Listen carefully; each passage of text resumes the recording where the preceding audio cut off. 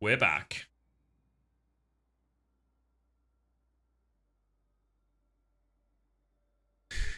Oh, thanks, Adidas. Yeah, cheers. Appreciate it. What's the question? Sorry. What does Zeta need to do? What do they need to do? I don't know. I don't know if there's anything drastically wrong. I just think Great Raccoon and Falcons are really good. Yeah, like I'm more of a believer in Pelican than Alpha Yi. Finn and Violet, can you up? Because the problem isn't with like it's like, can you upgrade them, right? Vigi over Finn, maybe. Maybe. Like a main tank would add something, right? Like if you just got like a dong hack or something. But I don't know, like the Vigi one's the most possible. Yeah, I saw the Ben Bear stuff as well, yeah. I don't even know who would be possible that would really help massively. Because I imagine dog hack's probably actually really hard to get off T1, actually. Like, maybe the Vigilante swap, but...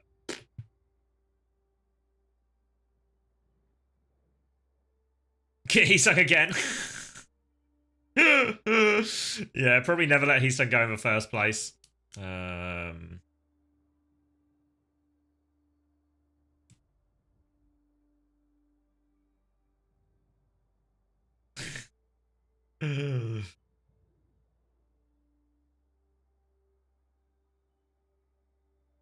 To be fair, someone in merit.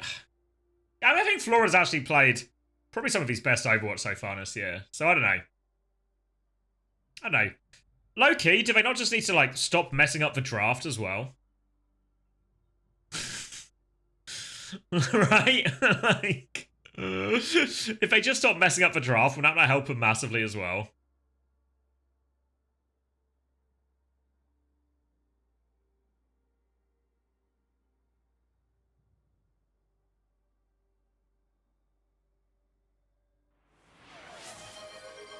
Oh, thank you, Bacon Pancake. Take more of my money, Mr. CX. I will. Thank you very much. Flora's been great, but aren't someone a merit like a package? Yeah, I mean, I don't think they're going to Zeta. I'd be shocked if they go to Zeta Division.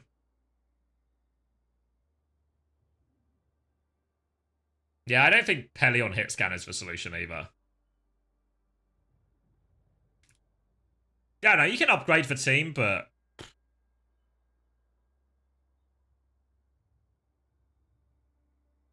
Probably like Finn, change Finn, then add a main tank. Would be like, that would be the, like... That'd be the direction I would go. But I feel like a lot of the players you would want to fill those positions might be quite hard to get. Maybe Vigilante really possible. But main tank I think would be quite hard to get.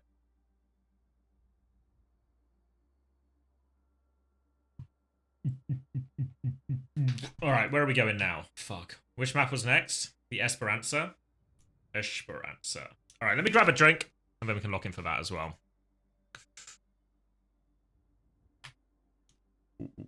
Where am I going? Oh. Import. Done. Alright, be right back. That button.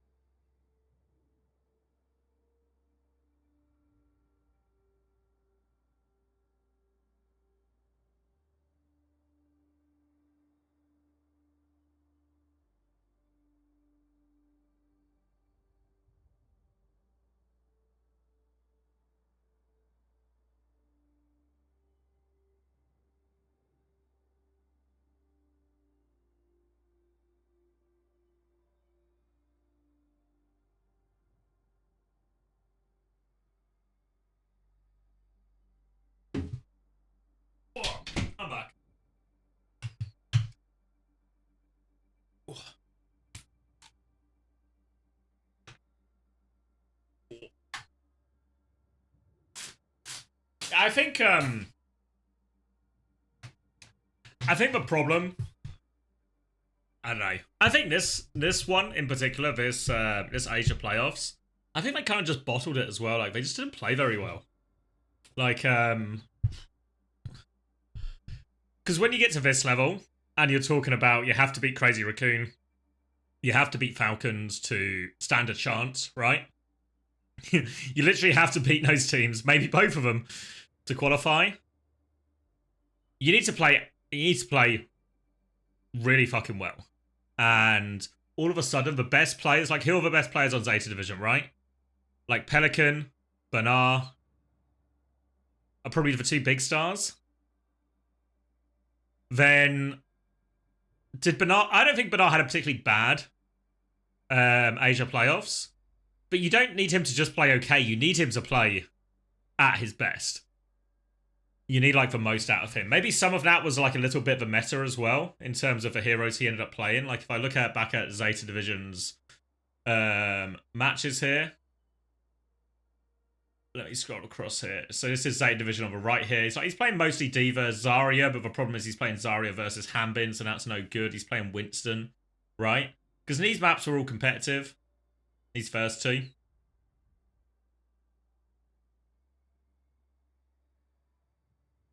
But if you think back to when, you know, because they won the seeding tournament, right? Which is quite a way back now. But it's because they just looked like the best Malga team. They were beating Crazy Raccoons on Malga. They were beating Falcons on Malga as well. Whereas when we get to the Asia playoffs, they're not really playing that much Malga anywhere, right? They're forced to play D.Va in all these situations.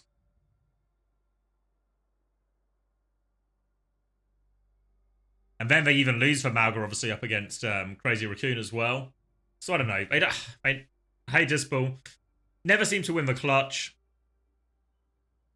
Always get outperformed by Falcons and Crazy Raccoon, like, when it matters most. Yeah, I feel like Falcons and Crazy Raccoon, this happened, do you remember back at Dallas and everyone was like, oh, look, we're boot camping, Falcons and Crazy Raccoon are here. Like, they're good, but we're winning, we're taking maps, we're winning scrim blocks. But they always just, their ramp up, they just seem to have the perfect ramp up every time, Crazy Raccoon and Falcons almost, you know? They're always good when it matters. They seem to have a real, whatever you call it, like, they just mastered that, yeah. Whereas Zeta Division don't seem to have the same thing. Even Esports World Cup, right, where they get to the final, where they get to the semi-finals, they don't have to play Crazy Raccoon or Falcons, right? And then they even lose to Toronto as well. 5, 4, 3, 2, 1. So it just feels like they always...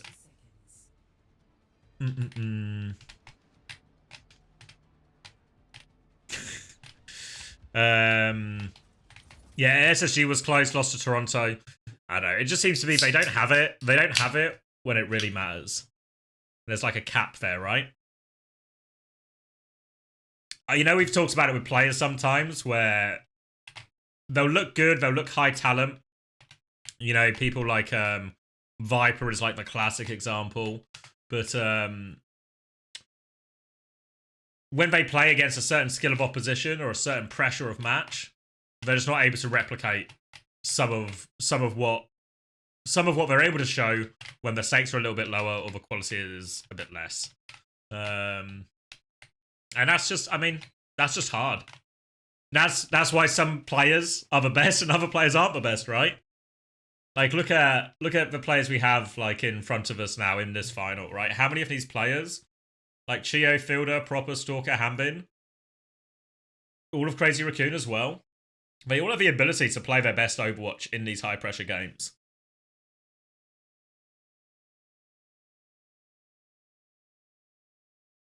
And Zeta are just a step below.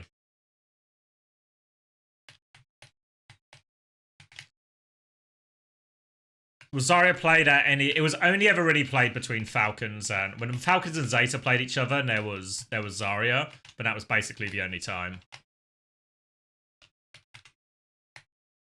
I don't think there was really that much of it played at the start. It was only when Zeta and Falcons played each other. They should study slingshot theory. Yeah. All right. Should we look into this one? Because this one I feel is it's a Amalgam matchup, but two different versions here. I'm getting flashbacks so much.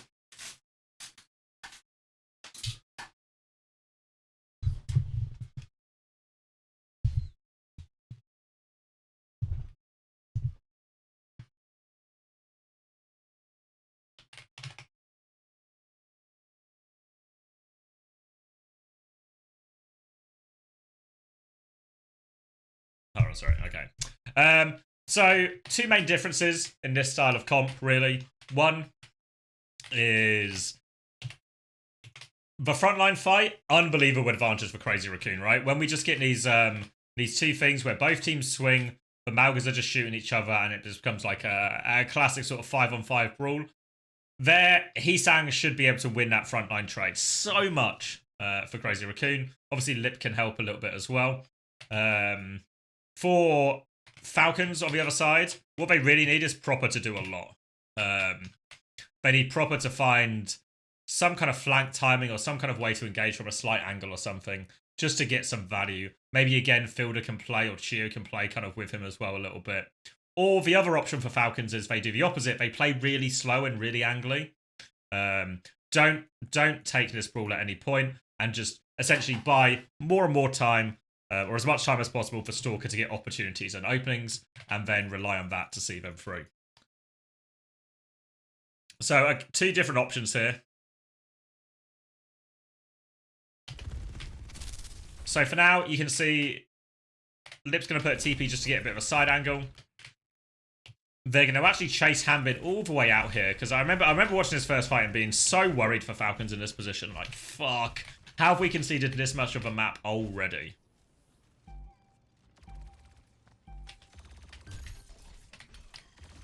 You're going to see them try and retake a little bit of the space here. Stalker's going to come top, Proper Fielder going to harass from top as well. They break the turret. Hanbin's going to swing. Jumbin's going to pin and TP out. Proper's going to clear Shield for flank. Strong's going to cop a body shot. And they get back to a relatively neutral position here. So I'm a little bit... I can probably get away with going back because we're still early on. 4. Thank you, Light. Will be 4 days unlike last year, which was 5. Any thought? Any thought? No, I guess some of it depends how many teams we have. It either means they're just going to do like a 2-stream thing again if we have like more teams, or it'll just be like a classic double a limb type bracket. But maybe just like, I don't know how many teams there'll be. I expect there'll be more, but maybe they'll just do like a bigger double a limb or something. I don't think there's any details. Like when I talk to people, I don't think there's like anything locked in or confirmed yet.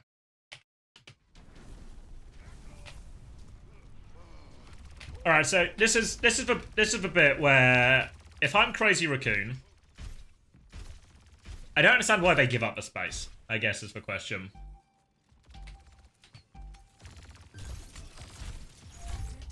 Like Heesang gets kind of chunked. Lip's gonna TP out. Oh, it just feels all a little bit too easy, right? All a little bit too easy to just clear him out of top here. Like, obviously, like, the retake's good from Falcons, right? They have the sort of, like, the triple threat pressure on high ground there. Just surprised they didn't get, like, maybe, like, some sim turrets up here or something. And just try and hold it a little bit more.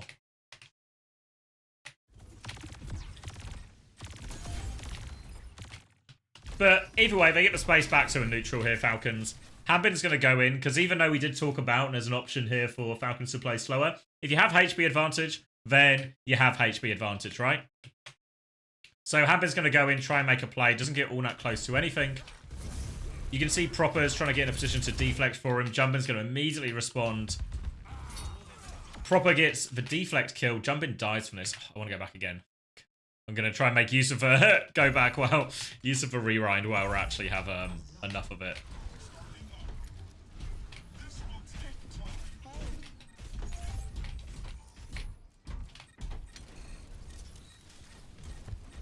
it's kind of like a drive-by from Hanbin. He takes so much damage. But again, you can see how there's the bait aspect of it, right? And this is what Crazy Raccoon, this is a big deficit of Crazy Raccoon's comp, right? Is that they don't have a Genji or anyone who can really go and deal with this. So as soon as like Jumping gets and Heesang get caught in this, there's just kind of a timer on it on like how much value can Shio's Stalker Fielder find before Hanbin dies. And Proper's gonna find one, Fielder's gonna find another, Stalker's gonna find or set up one for Fielder. Stalker's just about gonna live. Shoot good for one, not enough.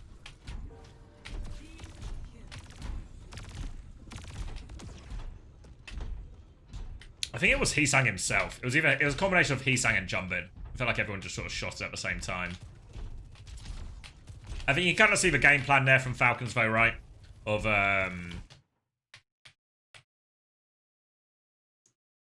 play it slow, essentially, you know, like get to like a relatively slow neutral.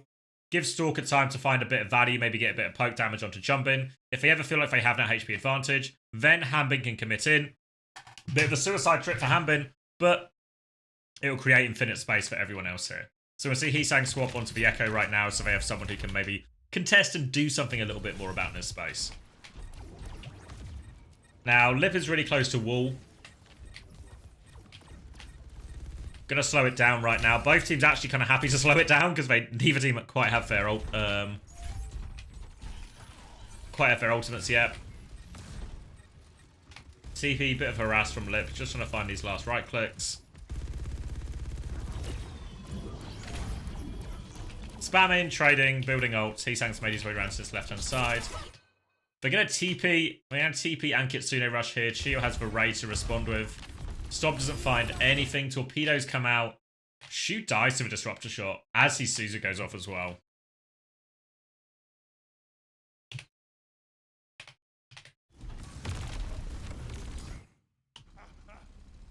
Oh! Okay, that was a greedy one. That was a greedy one. I need to stop rewinding.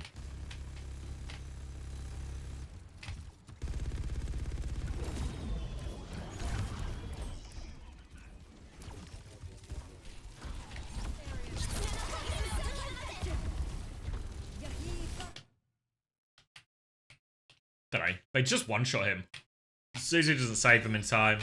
Hits Jumpin. Stomp comes through from Hanbin. Doesn't kill Lip, but gets some damage on him. Oh, Lip is still fully torqued, though. Proper dives in for the kill. Proper does get the kill. Kind of all just fucked from catching Shu at the start of the fight, really.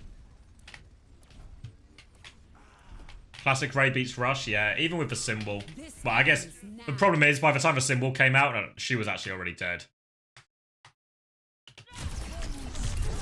Oh, they're going to beat.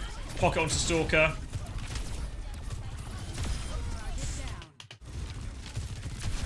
Yeah, it probably feels like a really hot take beat. Oh! Stalker's going to get traded.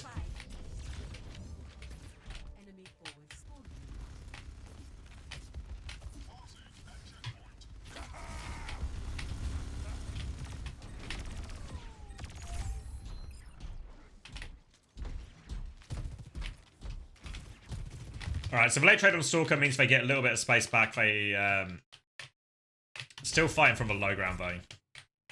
Kitsune Rush now. I think in general there's a real argument that actually the Fielder and Shio just have like better ults than the Kiri Lucio do in these situations. Ooh. How's he found that one? Just out of nothing. Out of nothing, just from, yeah, it's just on the back of a map, right? Alright. So they're going to cage Heesang. They one-shot Heesang there. Just feels like an opportunity play, right? Hanbin just spots it. It's like, yeah, fuck it, he's here. We'll just do it. We can get the kill. Proper's going to blade on top of the cage here. Jump in super low. Fuck, they Kitsune Rush as well. It's so expensive. Yeah, it's really not worth it. Really not worth it. Yeah, really not worth it. I mean, they get the fight and they get the meters, so it's not like the worst thing. At least they get the meters off it, but I don't know. I feel like Cage +1 would have been okay since they're at disadvantage. Lip's going to go over onto Sojourn now as well. Yeah, they kind of cooked for at least 2 fights. How does... Oh yeah, this is where they set up early, I remember now. Another Falcons classic, right? It was like Genji here, Kiri here. They set up early, they catch Chiron coming back from spawn. They're all over Shu. Force for TP out of Shu. While all this is going on, Jumpin's actually just getting tanked in main, right? Because all of a sudden one of these supports is dead and Shu is fighting for his life. So all of a sudden Proper and Fielder have done absolutely everything for him here. Shu's going to die as well as a result. Fielder does get traded, but so happy with that trade. You get to build a bunch of ult charge off this as well. And you're gaining more meters all the time. Jumpin's going to die. Stalker's still pushing point.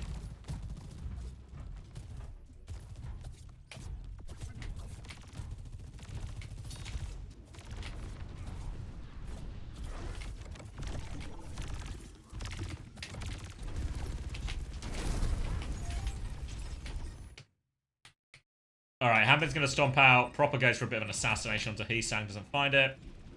And we're just going to get like a 5v5 situation here. Falcons again in the position where they're still trying to recover from that over investment a couple of fights ago.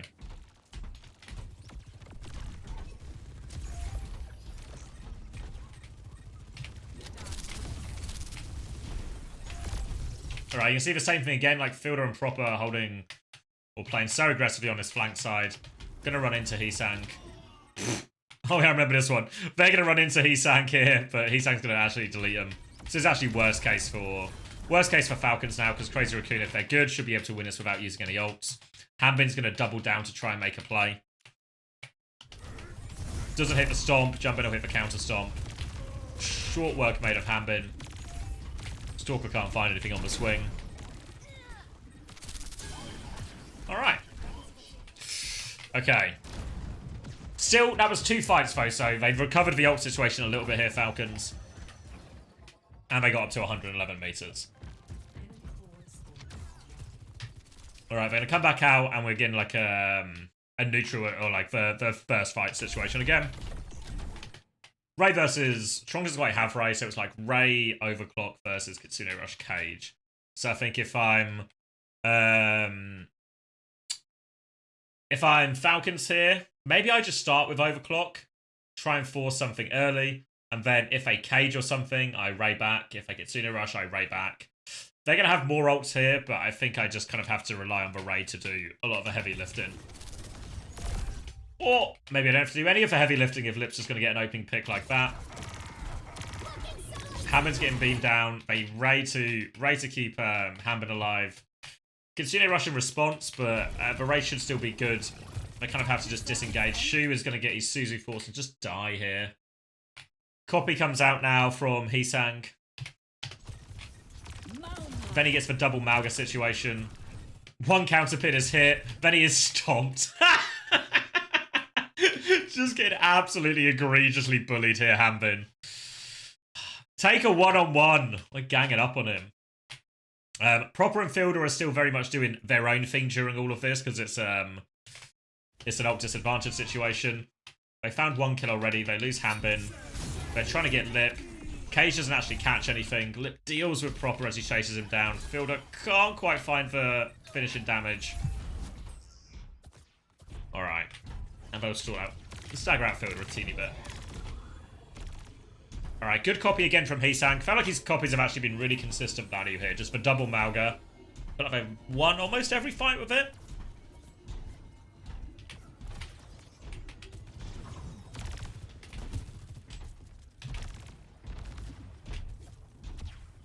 Now, Ray Cage available here.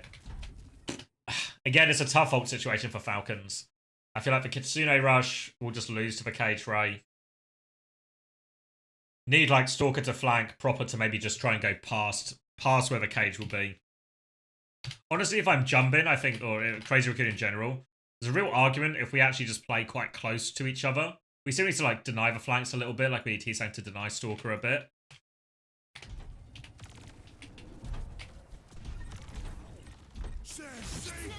He's going to drop a cage. He only gets Hambin in it, though. Proper's going to get involved with a deflect. Jumpin's going to cancel the cage, try and disengage this here. I wonder if he had to do this, really. Like, is this better than just pressing the Ray back?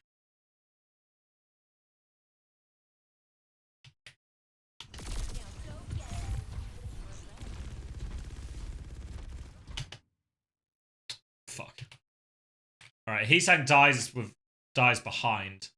The Lip also finds another pick in the meantime, so swings and roundabouts, right? Swings and roundabouts. 4v4 situation now. Strong still has Ray. Gonna dash in and blade in.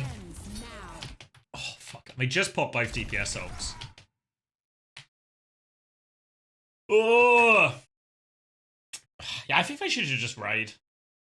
I think, like, you're just happy to take that fight. In a cage, they Kitsune Rush, you're pressing Ray. And then, because if you take that version of a fight here, where, like, they've Kitsune Rushed. Where's my pen?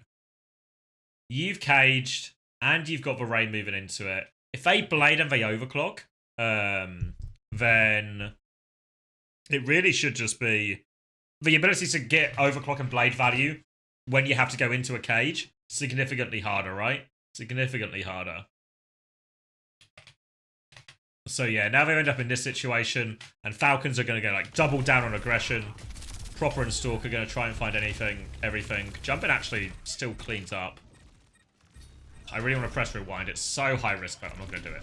Trigger discipline. When's Pugs? I'm not sure. Maybe Thursday. Maybe Thursday. I need to figure out what's going on with China. But I should find out within like the next 24 hours or so, hopefully.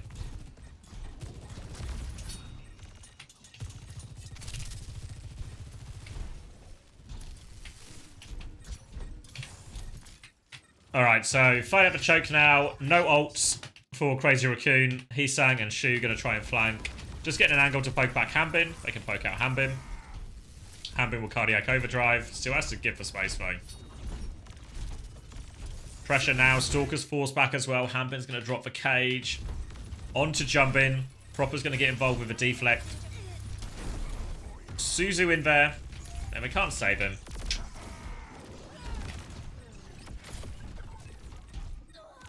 Yeah, it's not the worst fight in the world for Crazy Raccoon. I wonder if there was something more expansive they could have done, really.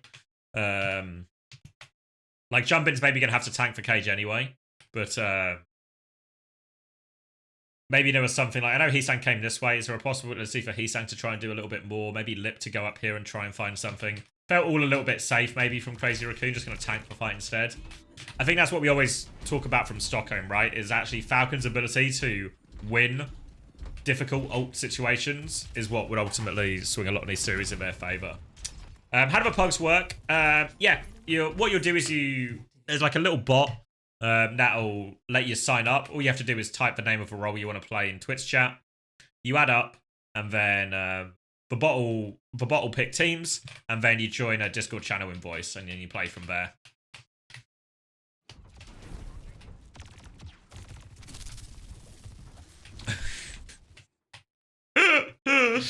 Fucking hell, Smash. They taught you Kriz? You've been talking to Hunter again? Thursday, Sova. Thursday.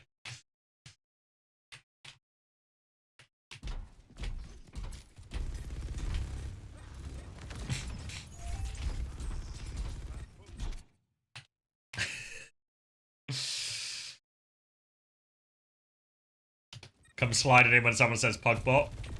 What does Kriz means? It's like a combination of cried and tears.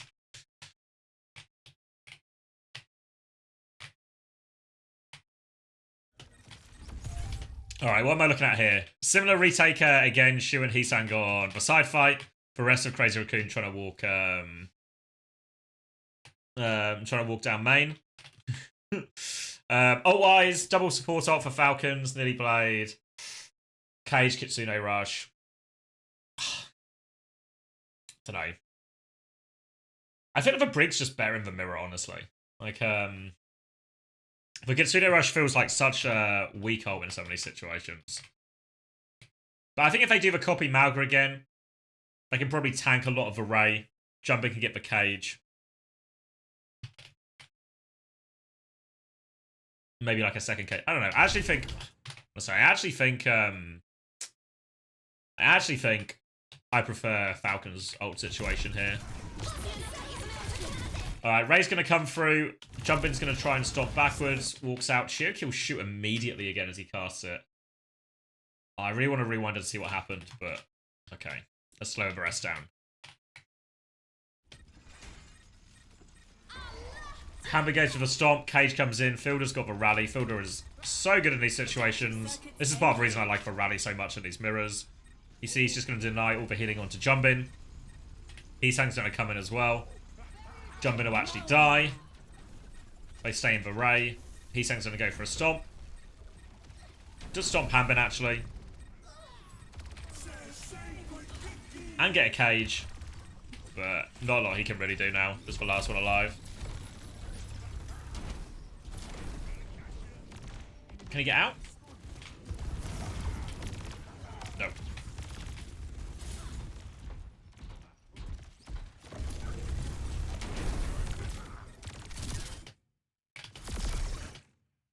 Alright, so 5v4 situation. Falcon's going to be quite happy to keep going.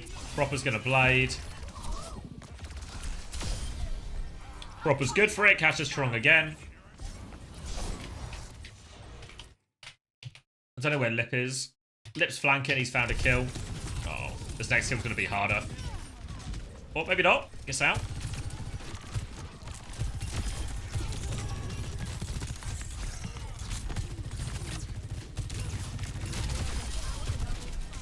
Okay, they stabilize. Already just on the back of Lip finding that pick and finding that trade, honestly. I feel like half the fights Crazy Raccoon are winning here are actually just Lip finding a pick or something out of Magic Pick'em.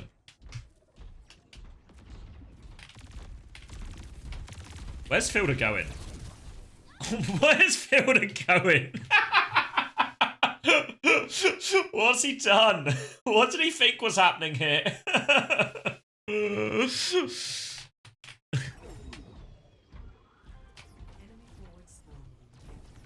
Alright, so they're at play disadvantage again now, and Falcons with a minute left on the clock, really threatening a bag fumble after having the lead the entire time. This ends now. Alright, overclock from Stalker. Punishes Heesang. Misses the shot onto Shu. Lip's good for one as well. Let's slow this down because action's happening all over the place. Right, TP out from Shu, but it's kind of a shit TP, right? He only gets to Chorong, so he's still kind of in the middle of nowhere.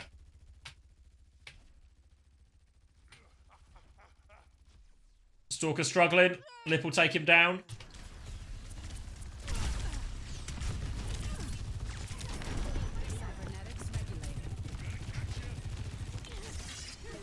Yeah, honestly, like, Stalker had the shots to win that one.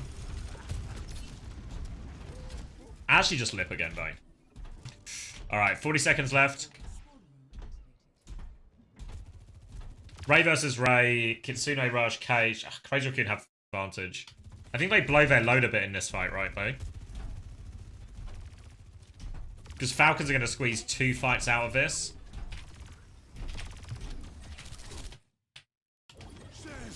Alright, they're going to go into that. Jumping goes for the stomp. Hits the stomp here. Kitsune Rush and Ray used at the same time here. Shio's going to Ray back. Copy used as well. Hanbin's cage is going to break. And they do win the fight.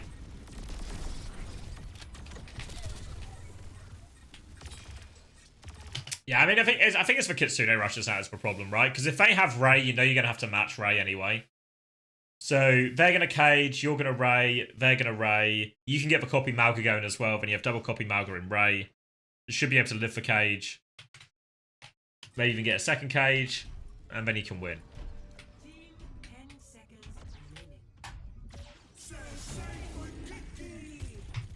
Alright, and then Fielder is still short of this rally. This is still like a super winnable situation.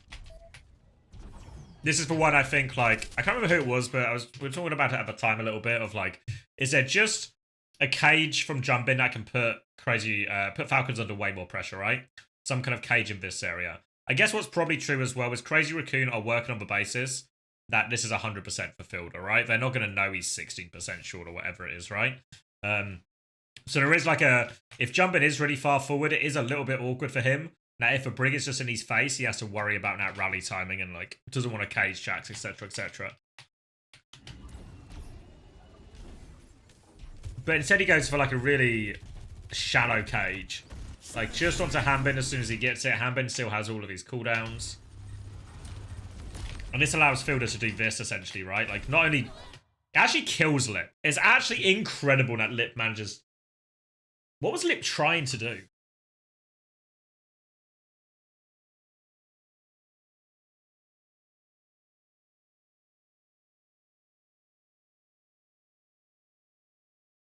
Yeah, Lip kind of just throws it away, right? I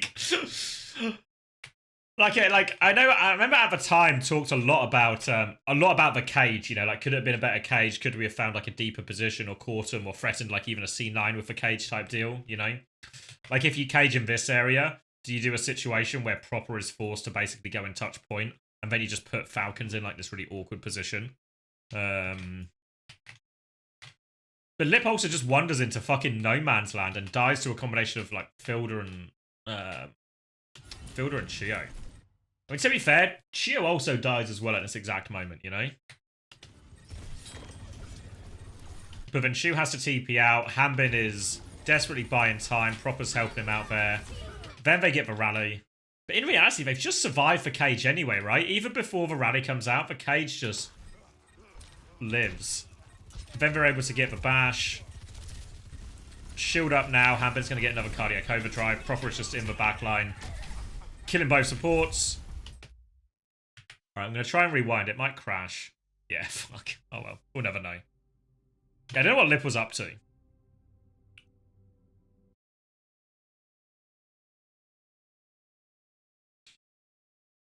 Yeah, no, even if a Brig wasn't, like, right in his face, he was still swinging just into, like, a Juno and a Sojin, you know?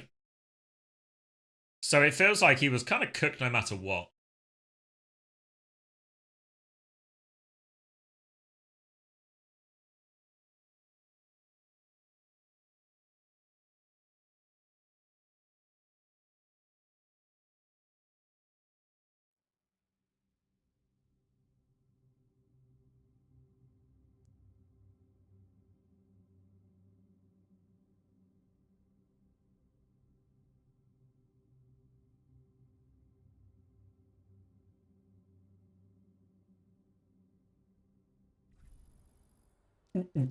All right. Dead. Dead. I know. Uncharacteristic, right? We've talked so long. Talked all year. Well, even last year as well about the Crazy Raccoon plot armor, right? But, now, like, the inverse is true, you know? Like, Lijiang Tower, Control Center, they lose, like, an unlosable situation. Suravas is obviously really fine. Then Esperança, they fuck up this last fight again. Like, you can argue Falcons kind of, like, made a mess of some of these situations, but I think Crazy Raccoon right at the end also just had a chance to win the clutch. And to be fair to Lip, I feel like he actually played really well. Really well on that Esperança. Like, got more value than Stalker. Gave them multiple opening picks, which is part of the reason the ult economy always, I think, felt better for Crazy Raccoon in that, like, second half of the map, maybe 6 minutes. Was actually Lip was just winning them so many fights for free. Or, even if he wouldn't win the fight for free, he gets the opening pick, and then Falcons are forced to essentially over-ult to try and respond to being a player down. And then if they don't win that fight, their ult economy's really fucked, you know? This is all the comp smash from the games. So you can see what team played what. Enough colours for you?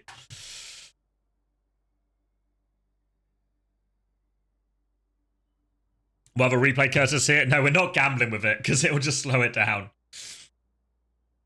Yeah, I should make it pictures really at some point, but I'm also used to looking at it like this. I did it with fucking nerd. Fuck. You're the nerd, Smash. He's got me there.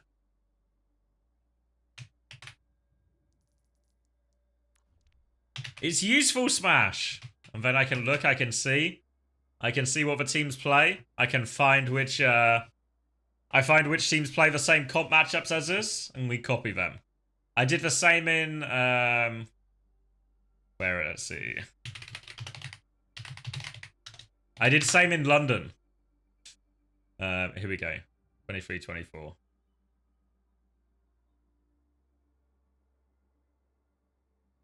Same in... This is 23. Same again. Oh.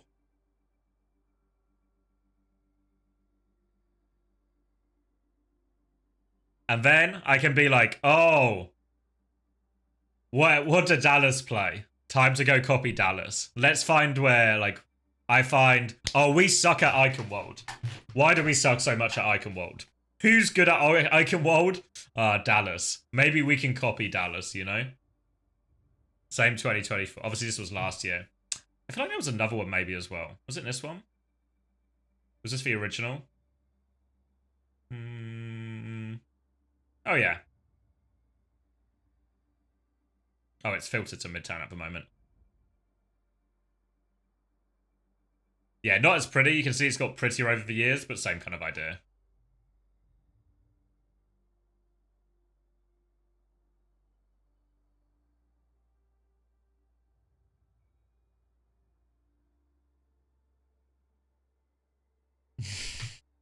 All right, should we watch this Gibraltar then? Fuck. I feel like this Gibraltar has become really divisive Gibraltar, you know? Oh, thanks, no idea. Appreciate it. We need to add China to it as well when they start playing.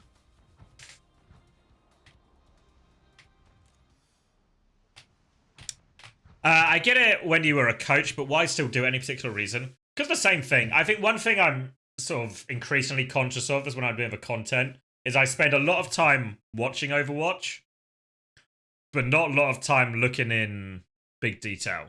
Like, I see more, like I get a better breadth of knowledge, but less depth of knowledge.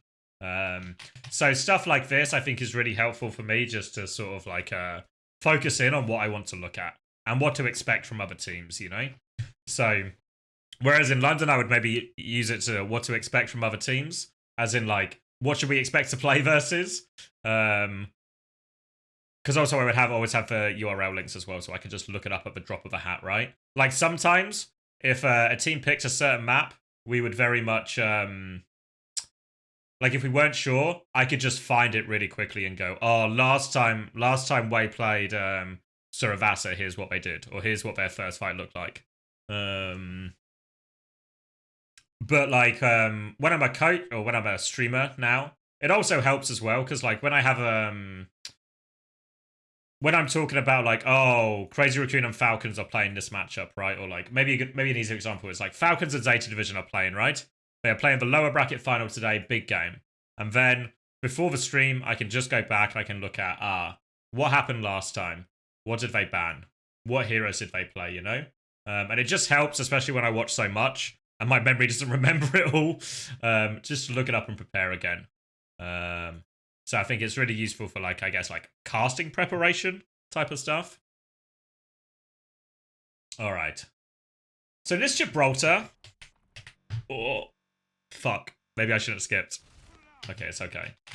So did you guys see some of the conversation on this Gibraltar? Because it feels like Hambin is really fucking Hambin has really created like a fucking divisive situation, you know? Where was it?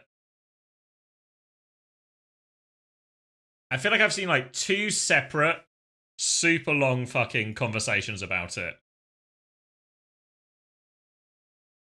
Where are they? One was in here. And there was another one. Maybe it was in the match thread.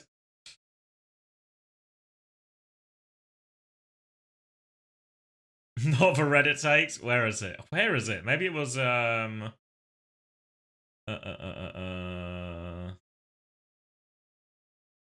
it the match thread? Maybe.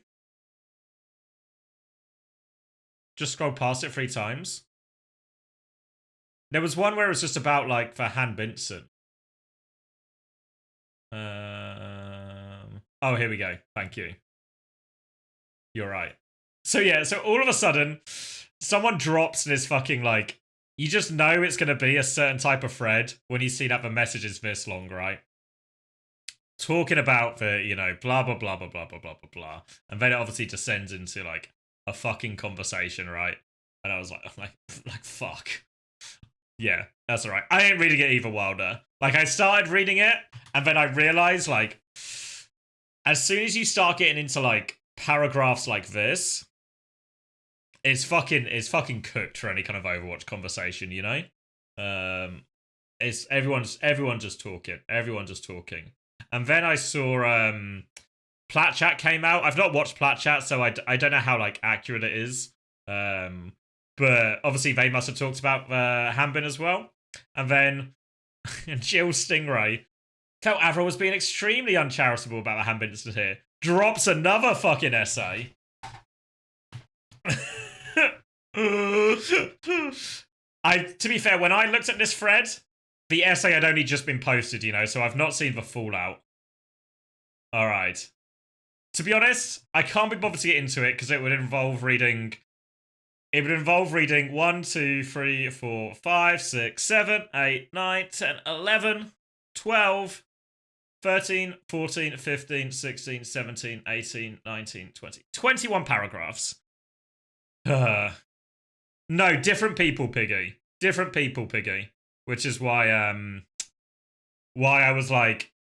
I kind of saw this morning, knowing I was planning to look at the finals today, so I was like, fuck me.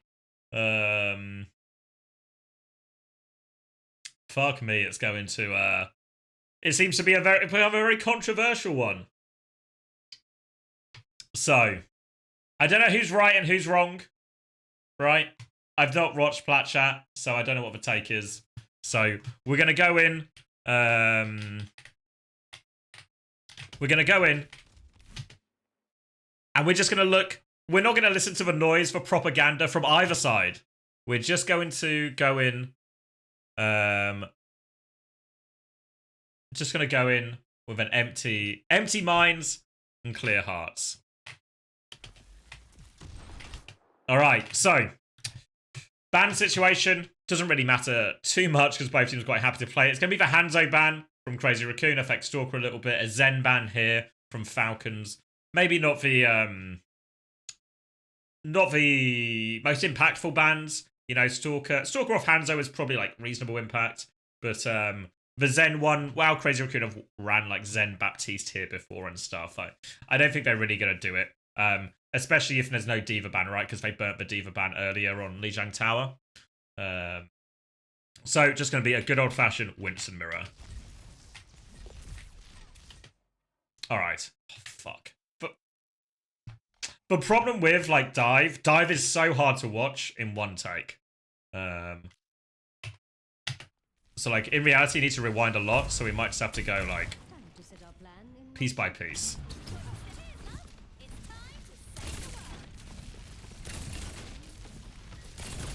Maybe check if the curse is present. All right, should I just keep skipping and see if it breaks?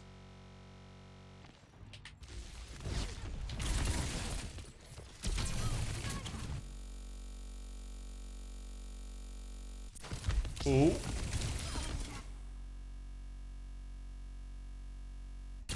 Oh. You're gonna have to deal with a lot of drilling. Are we just safe? I've jinxed it now. I've said that we're safe.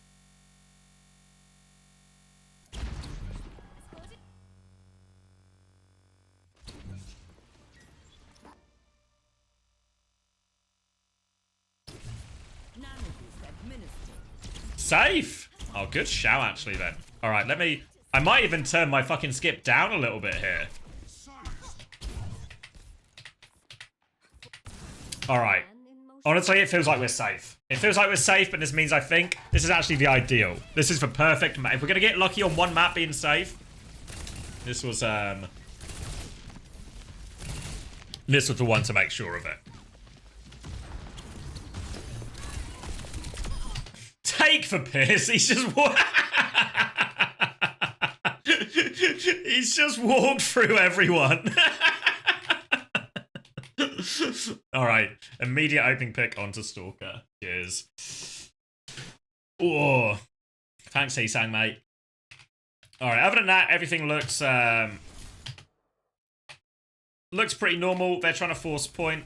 Jumpin actually jumps a little bit on the Widow here. So I guess clearly like a little bit of a set play at least, right? Because it's a bit weird to see a Winston do this kind of jump just to get like some right-click damage and stuff. So clearly an idea. They get that nice easy opening pick. They have Widow advantage. They can start bully the sightline here.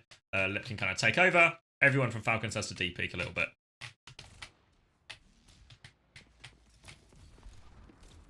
Alright, payload moving.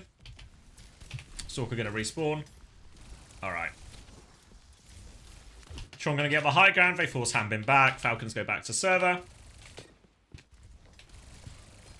Proper's going to be able to stall out point. Hanbin jumps. High ground. Bit of a nothing bubble, really. But also Shu's super far back. So it still feels like nothing's really going to happen. You see Jumpin's trying to get in a position to go on the Widow here, it looks like. Stalker's going to run. Hanbin's going to counter jump him.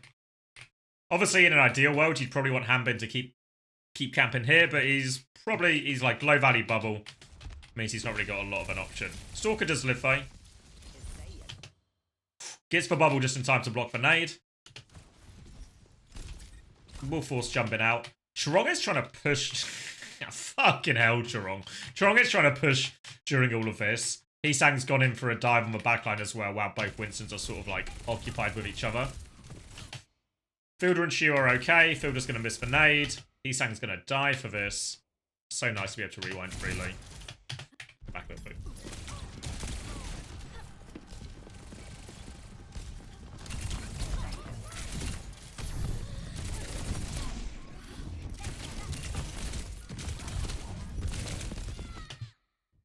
Yeah, and Falcon's playing very much just responsive to everything, right? Jump on, jump in when he jumps. Follow the Tracer in when they jump. Shu's not been able to find any nade or anything during his timing either, though. But in theory, there was an opportunity, right? Because Hanbin's been out here. In theory, there was an opportunity for Shu at some point to find a nade. But obviously, he used it to try and... oh, where am I? He used it to try and save Jumpin, and it just got blocked. So, no value out of anyone's nade so far. Shu's going to drop to Chirong. They're going to back out a little bit off that pick. Stalker is going to get hunted down behind by Jumpin. Just part of a Widow's life. Shu is...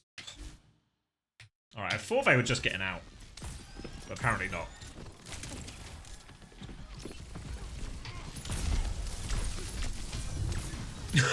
The whip shot's so good, actually. The whip shot is so good. Unbelievable peel from Chio.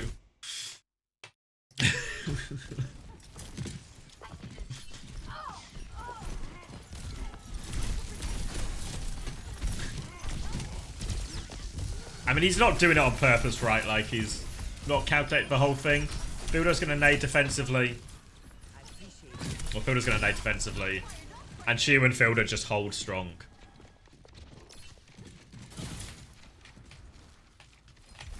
Alright. Gotta kill Lip in spawn.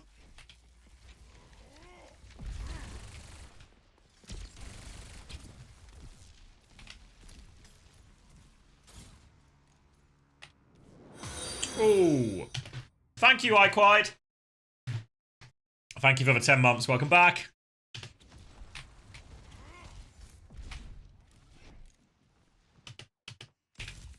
Alright, I missed what happened. Anything interesting happening? Not really. Everyone reset up for space. They go for the... Heesang goes for an attempt onto Stalker, forces him back. Bubble used, worried Stalker's going to die. Going to try and bully Hanbin back a little bit here now. Space is taken. Lip's watching point. Nano turns for both teams. Hanbin's going to jump onto the back line here. Ah!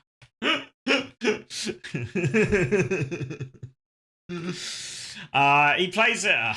Just didn't need to do anything, did he? Didn't need to. Everything was fine, Hanbin, mate. Everything was fine.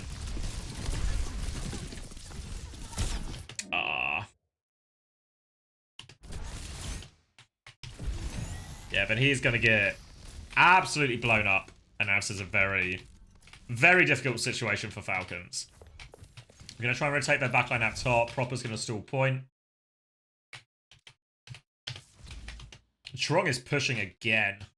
Fielder's hiding in the corner. How on earth do they... Ugh. Oh! Counter nade is good as well. Fuck. Pulse bombing as well from Proper. Oh, Chio blocks for... Oh wait, no, Fielder does get slept. Chio gets both. Fielder does get cleaned up on point. Alright.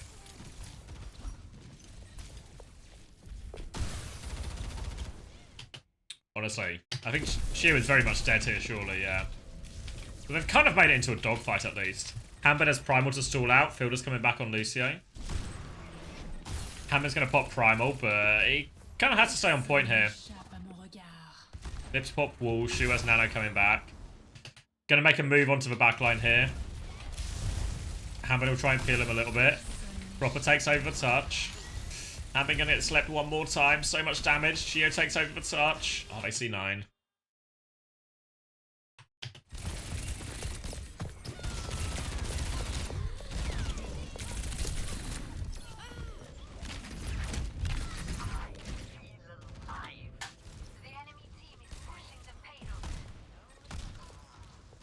If I read Reddit, you'd know why it wasn't his fault. Fuck.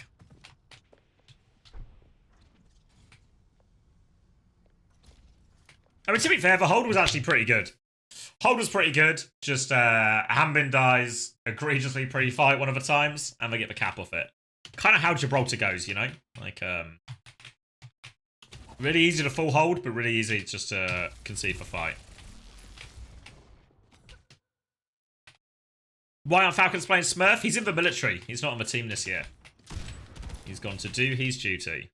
So they're going to bubble out the choke. Whip shot back. Sleep's going to miss. Jumpin's forced away. They can now walk and take a little bit of space. Hanbin's just getting chased down during all of this by Heesang and Jumpin. Alright. We saw this a few times. Oh. We saw this a few times where we just happened off camera. Lip would kill Proper. So Lip's moving point.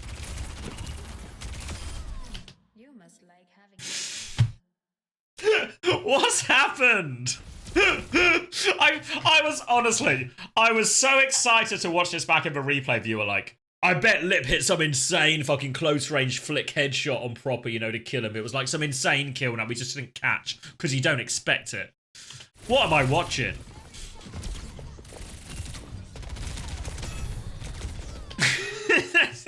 I'm just...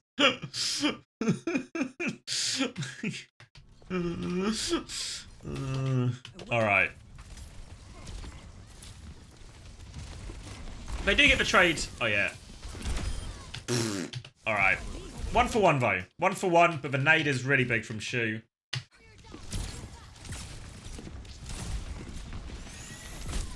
And this is the power of the snowball position, right? Again, like, Falcons have... They've not really been able to clear this area very much at all. Jumpin and Heesang have really won that for the most part. And the nade's going to come in, the nano's going to come in. Jumpin's just going to kill everyone.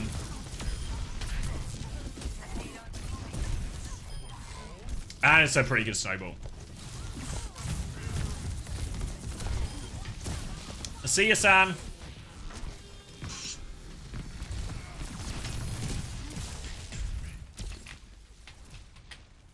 Hi, Panda. We've done a trade.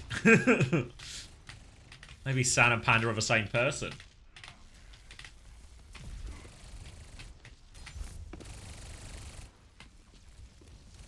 Alright. So, snowball really good for Crazy Raccoon. Some kind of tracer battle happening. Cheer's got full pocket onto Proper. They'll clear him back a little bit. 3 minutes to try and hold. Alright, this is the Shu flank one, right? But also Fielder gets a kill right before this too.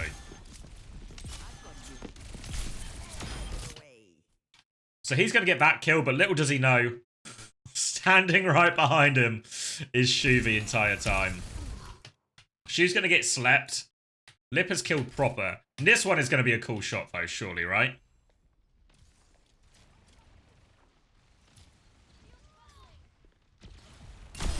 Alright, it's nicer. It's nicer.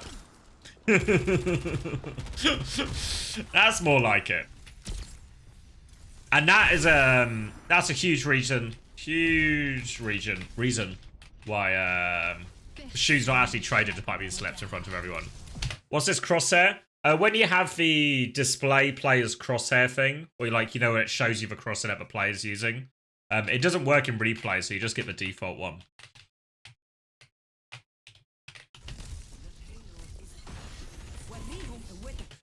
Alright, they're gonna corner peek, nano out.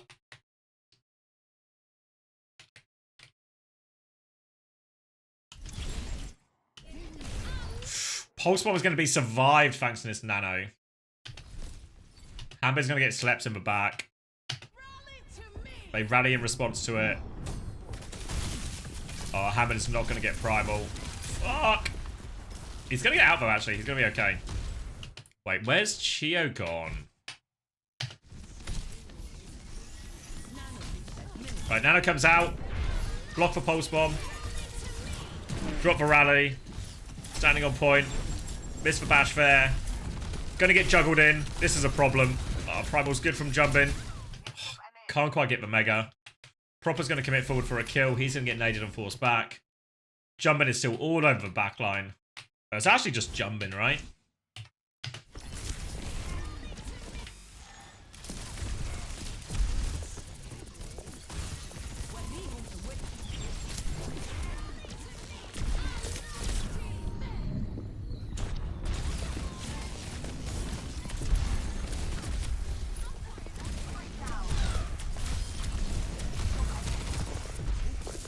Oh, okay, just unlucky not to get the Widow kill as well, honestly. Oh, it's for whip bash. The Brig whip damage perk. It uses the punch icon if it gets a kill.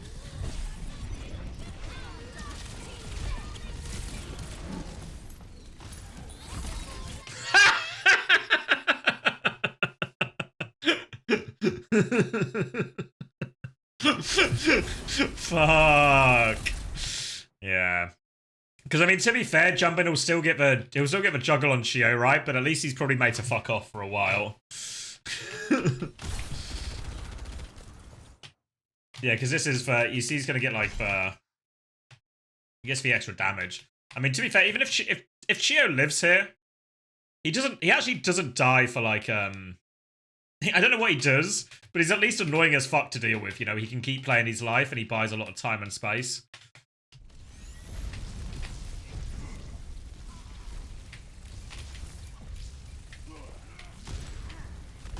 And then it's just over. Alright.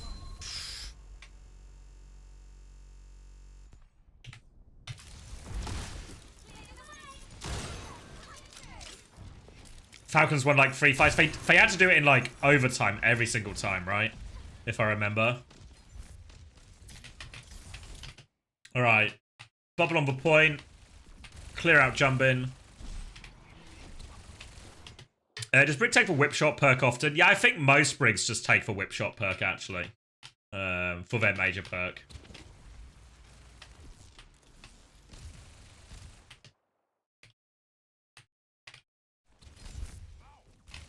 Alright, just gonna bubble, move point, Jumpin's gonna try and respond. Chio's gonna get naded and killed. Sleep onto Jumpin, but I can't do anything about it. Hambin has a bubble on the ground. He's actually chased all the way out. Trongus dropped in here. Yeah. I mean, it probably is just Hambin again, right? I don't know what narrative I'm backing up, what side I'm on of the Reddit arguments at this point. But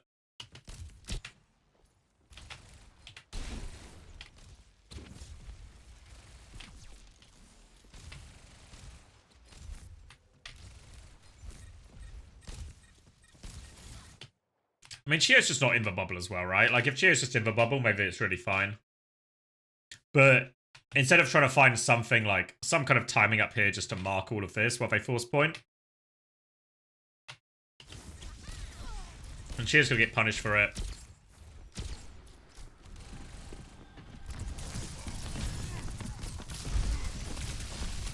Yeah, but he's just gonna bubble on the ground again. But again, he's just not blocking anything, right? You can see like Charong's decision is immediately just like, this guy's fucking inted. He's gonna die.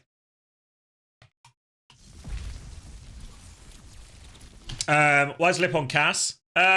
Lots of teams do this actually. Lots of Korean teams in particular do Cass on the defense. I think because in general, if you just play in these type of areas, you can actually avoid the Widow sightline.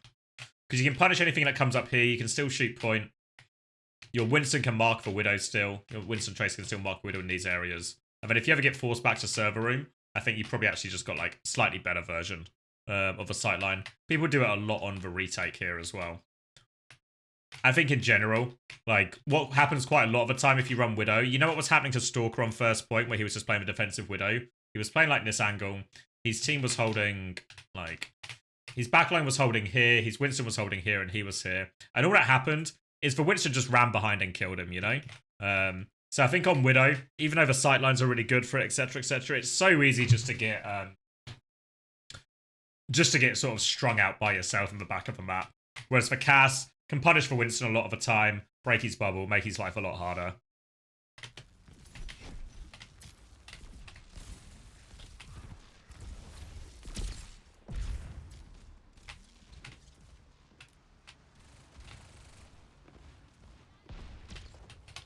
Alright, Ash swap now from Stalker.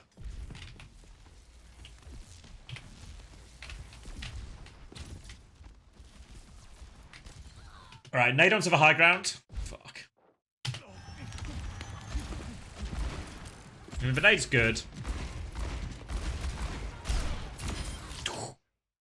She ran out of shield.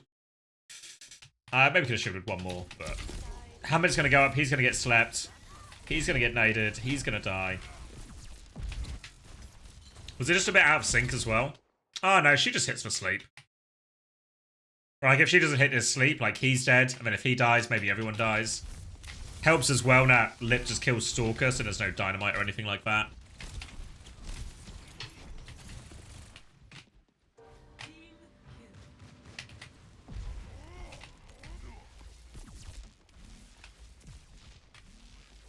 Alright. And this is where it starts to look like it's happening again. Fuck.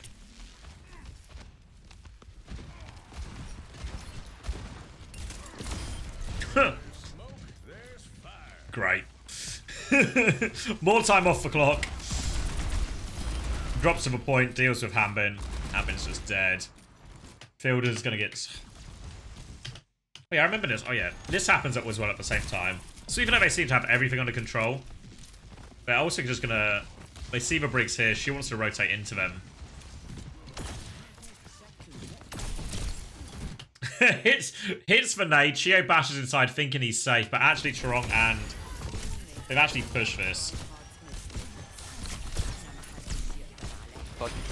Oh, thank you, Wilder. Tier 1 for Frankie Tanky. He's not happy about it, but it's a gift all the same, you know? Alright, so this has just been false start after false start after false start from Falcons. Hambin getting punished on a bunch of his jumps. Proper just dying to stuff. Shu finding a nade onto Chio every time.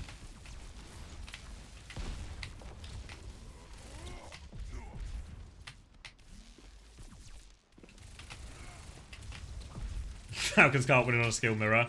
Alright, bubble on point. Heesang's going to miss the pulse bomb. Stalker's going to be naded off the high ground. Jump in, tries to follow. Primal to chase. Oh, thank you, Quilla. Thank you for the prime. Oh, can he get the kill? Can get the kill. Alright, while all this is happening though, point is being forced. Falcon's backline, I mean, it just feels like such a hot take to try and rotate at this point. Because you can see, like, if you look at if you look at the way Crazy Raccoon is set up, right? You can even go back a little bit. Like, the plan is that Chirong is going to kind of, I don't know, be the centerpiece here. He's going to be able to pack Heesang to keep point contested. Then while he does that, Shu is free to make plays. Jumpin is free to go try and mark whatever he wants. And Heesang. Not Heesang, sorry. And Lip can also do the same thing. Look for all these aggressive swings. No, it's not fixed. It's just okay on this one. But it's definitely still broken. So I mean, she's going to find the nade. Primal's going to go. Well, Hambin's trying to force the point. Lip and Shu. And this is where you got a really sort of question of, like, I don't know. It's kind of all of Falcons, honestly, right? Like, there's no pressure on any of these people here. So then, like, Fielder and Chio's job is so fucking hard, you know? Like, they're underneath. Fielder says he wants to rotate. Lip's just going to drop on him. They turn with the nade, but they actually, it's an elaborate bait. Jumping is there with a perfect bubble. Shu's going to hit the bigger nade. They've got some cart progress at least here, Falcons, but... I mean, it just seems a bit all over the place from Falcons in terms of what they're trying to do. Hambin's now going to go try and live behind. Proper's going to die.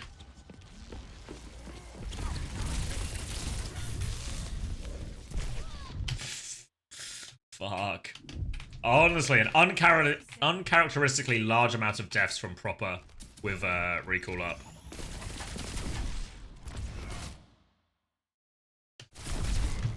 Alright, so now Hambin is super deep behind here. So a bit of a weird and funky position. Gonna change the approach this time, so instead of trying to go from this tunnel, they'll send just Chio here and Fielder will just try and take like a bit of a deeper swing. Just be able to pocket everyone. Strong's gonna try and rally push here. But what are we rally pushing?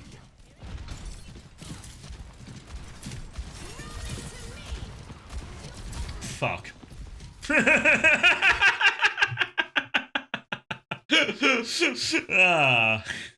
Who would have thought he had a bash as well? What are the chances, huh? What are the chances? Alright, Chirongvo. Not gonna be put off by the first failure. Think keep going is the choice. Keep going. Alright, and Fielder will feel the consequences of that. Chio's gonna respond. Hambin as well, actually. Hambin comes from downtown with a primal.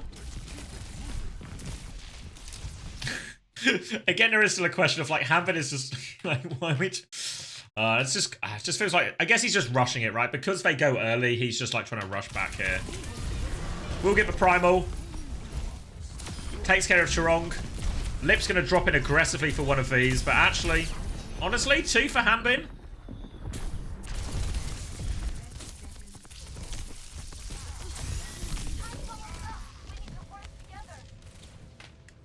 Saves the situation a little bit with those trades.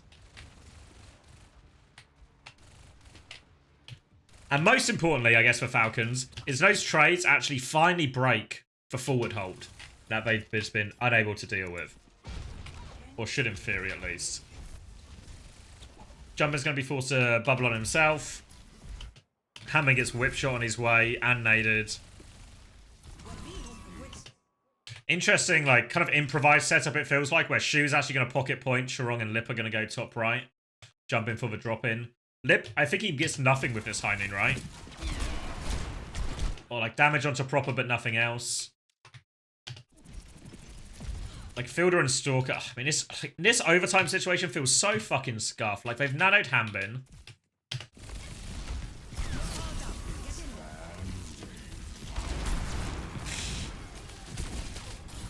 I mean, obviously, yeah, he's scared it's overtime, etc. Fielder's... I mean, is this nade just insane? Because Fielder is in, like, fucking no man's land.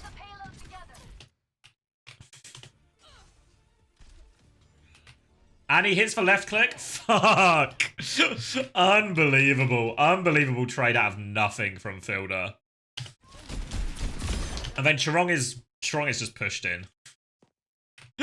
Question marks. So you see how Lip is going back to point, and Chirong is just in.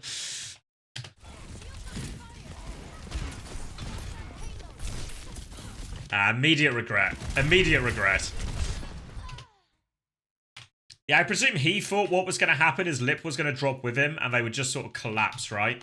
And then they just have people behind Hanbin and Proper in front of him, Shu up here, you know?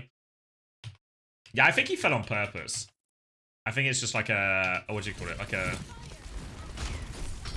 Maybe he got nudged. I don't know. I can see it both ways.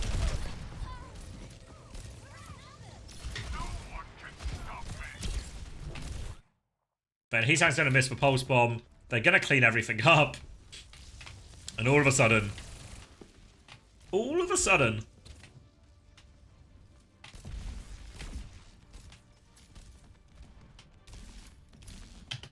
Surely see our full holds if jump in Tron go on Stalker with the high noon. Yeah, I mean, I think once... I don't know. I feel like it's a classic Overwatch, whereas if... Like, when this high noon comes through... Like, Fielder's super split, Stalker is super split. There's got to be a kill here somewhere, right? So honestly, like, I can see a world where actually if Lip just drops with Chirong and they fight underneath, they're probably fine.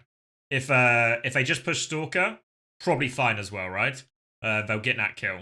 Maybe Fielder's like an awkward one to get because he's so far away and he has sleep and all this stuff. But I feel like it's just because Chirong goes one way, everyone else goes the other way. Fielder actually gets the trade out of this situation.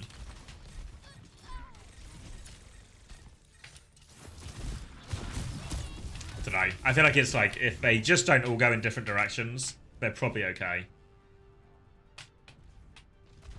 Alright, and now all of a sudden, a reasonable chance at a first point.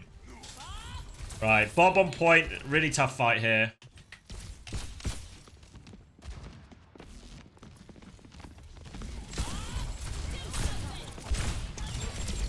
Oh, nade's good.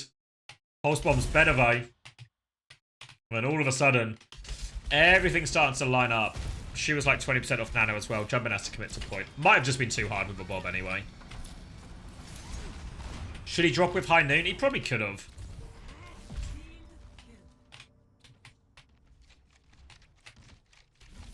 Alright. Okay. Only 2 minutes now. Surely no way back. Right, bubble onto high ground from jumping. You see the difference here, right? If you remember back to how did Falcons retake in this area, right? When they just got horrendously snowballed. They walk out here, Hanbin bubbles for choke. They really struggle to get to this position, at which point Shu just finds another nade opportunity here. This time jumping comes out this side. Rest of the team are going to rotate on the bubble timing. No chance for Fielder to do anything because of they're looking at jumping. Jumping will drop down. They get a little bit underneath. Jumping's either going to go a little bit deeper, go get onto point with Heesang, get the primal going, and all of a sudden, now Falcons, even though they had the forward hold, they're busy just dealing with this fucking primal Winston, this primal and Tracer in their back, right? Question marks on whether jumping can find anything. Yeah, he can.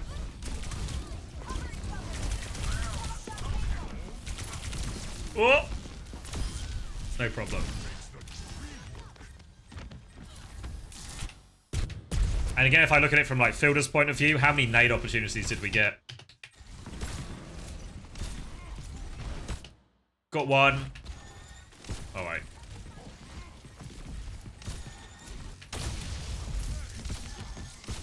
Yep, have to clear bubble.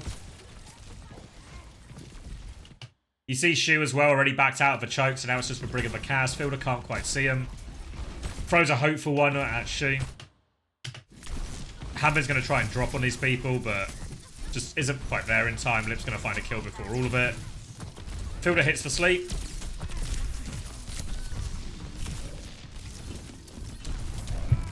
And we'll get cleaned up.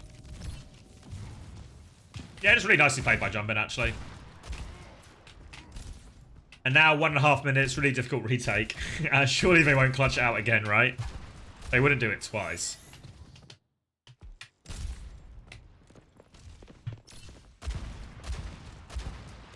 A classic assassination.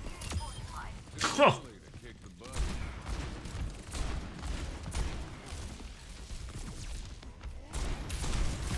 And this is all starting to feel like quite vintage Crazy Raccoon at this point, you know? Like, sometimes they get punished for their over-aggression.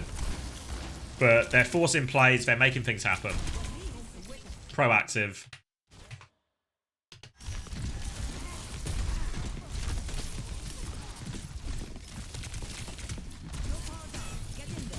Nano's gonna get whip shot. Fielder's trying to get involved. Drop the bubble. This is just over. I mean, I feel like the nano timing's so awkward, right? I mean, they're trying to rotate, but Chorong marks it. And then Fielder is just in no man's land. Like, why was Fielder... he's just going to try and rotate all the way underneath.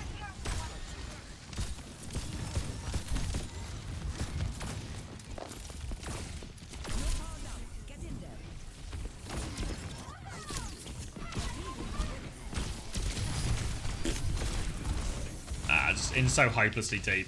The nano's really weird because they're doing like this split retake, right? Where there's like Winston, Ana here, or like Winston, Ana here, Stalker's up here, and then we've got the Brig Tracer on this side. So it feels like they're just trying to take space on both sides, force for payload. But then when Fielder drops this nano, all of a sudden, like Hambin's like, fuck, trying to go. Fielder's trying to force it forward. It just feels like a real mess of what they're trying to do.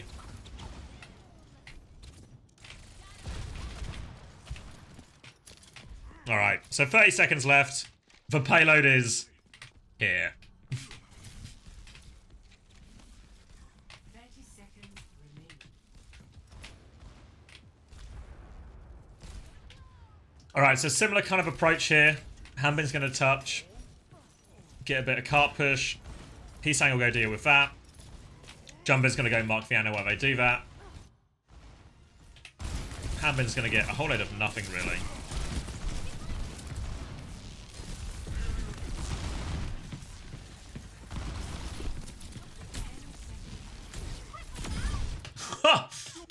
What even hit you? Was it Stalker?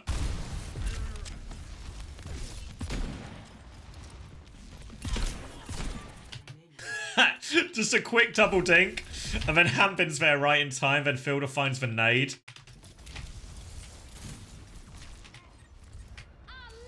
Then Chorong is on the run. Shio can press the rally in response to this Winston. Chorong is going to rally back as well. Remember, she's dead though. Hambin shuts him down.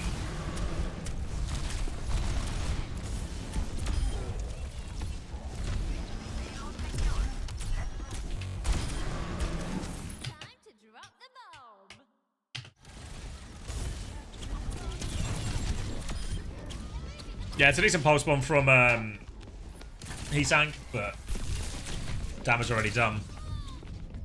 Proper will get him there, and second point. Now the contest is really hard. Yeah. Not even going for it? Not even going for it. Yeah, I mean, it's just a proper pick out of nothing, right? Stalker just finds the dink. Hambin just able to hit the right click.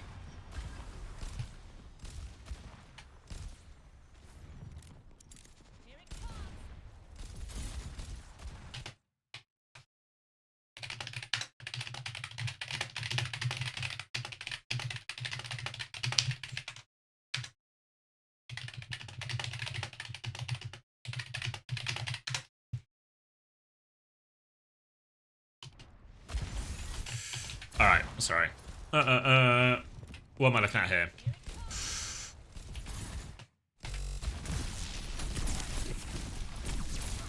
Just pushing the cart behind this bubble. Does he get whip shot? Or is he just...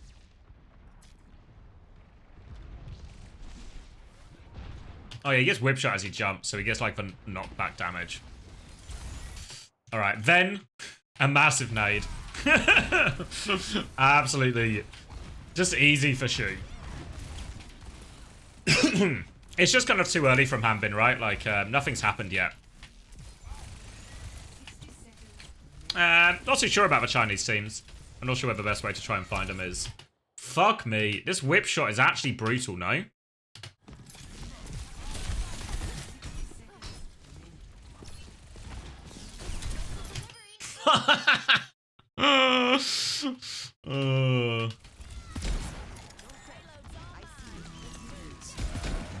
Behind in at the choke.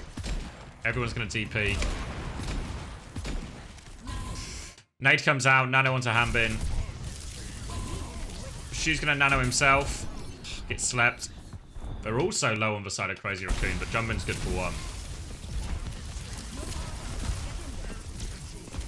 Yeah, Shu actually does so well to get the sleep. Fuck, how does... Just when you think Shu's in trouble. He's just pooped out into the open in front of the entire Falcons team. And somehow, this is actually exactly where Shu wants to be. Falcons are the ones suffering from this position. Sleep up a choke. Nade hits Charong. Easy counter jump. It's all just... I mean, it's all just out of sync from Falcons, you know? Just like, haven't been going too early. Fielder just nading at, like, when people aren't ready to go. I don't have cooldowns to go. So it just feels untidy. And now, yeah, no way out. He's saying I'm jumping. I'll just clean everything up.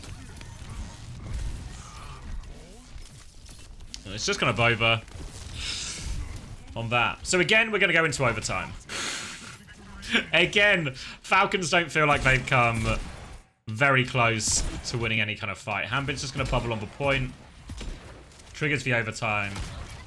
Going to walk up. Talker goes top left. East angle will be cleared.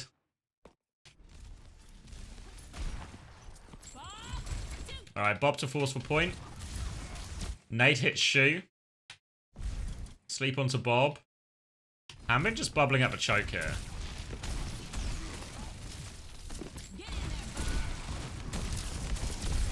Yeah, just trying to bubble off Jumpin. But what if Stalker just found a pick out of nothing onto a Brig with Rally? Fuck. Just deleted. Then Jumpin's got the primal going.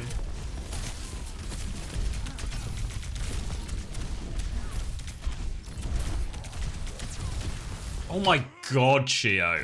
There's no way, right? There's no way he survives this onslaught.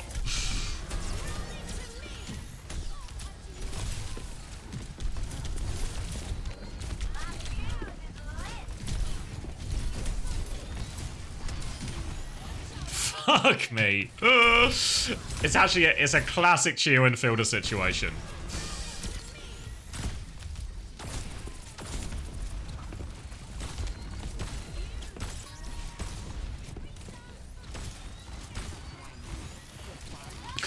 And Jumpin dies for it. And Hanbin has been slowly but surely bubbling the point and keeping it moving forward. And it all falls apart from there. Pulse bomb out as well. Shh. Fuck. Yeah, mid-season patch today.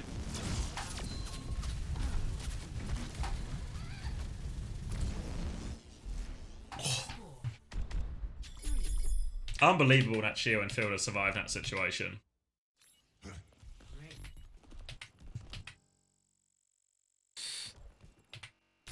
Alright, into overtime.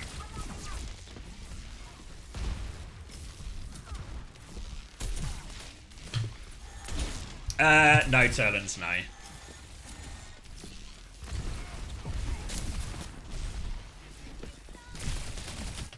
Yeah, I don't know. I feel like if I'm Crazy Raccoon, after that kind of situation, like after those 2 rounds go the way they should have gone, I'm actually just saying, guys, we're actually so much better than them in the dive mirror. Don't worry about it. They just clutch like 3 fights, right?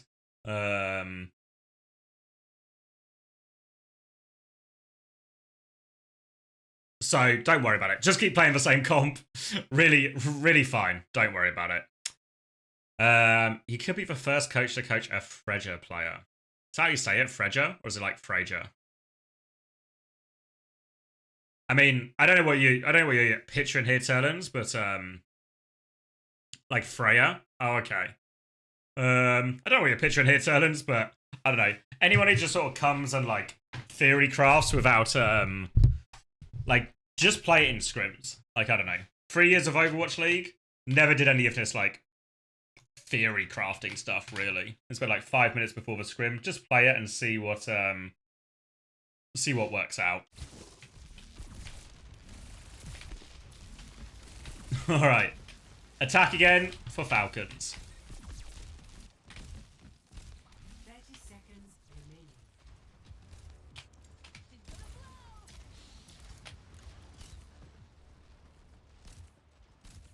What's happened here?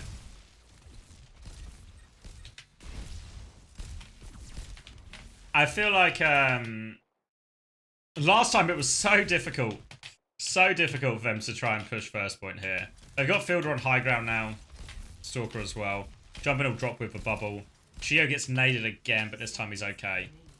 Again, it feels like Hambin's just done. He's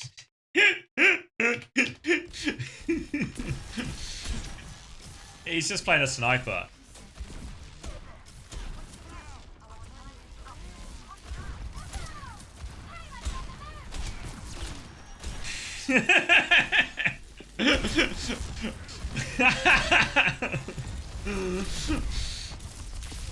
Alright, just bubbling for Fielder for the angle. Proper's going to get naded on point. During all of this, Chio and Proper have actually got the payload like relatively far, right? You know, like you can see that. Even though they're not making any kind of progress really up top. They've all dropped, actually. So I think it's actually the cart pressure. The cart pressure that's causing them all the problems.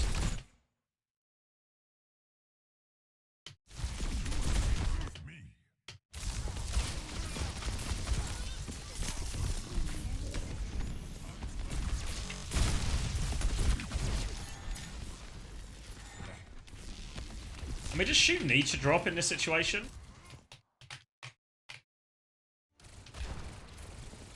Like, he wants the nade is why he drops. He really wants the nade, which is why he drops. But he only catches Proper. Like, if he catches Chio, then, like, they 100% get the kill there. It's just a miscommunication, no? Like, Jumbin's playing, like, everyone is still in line of sight of him, you know?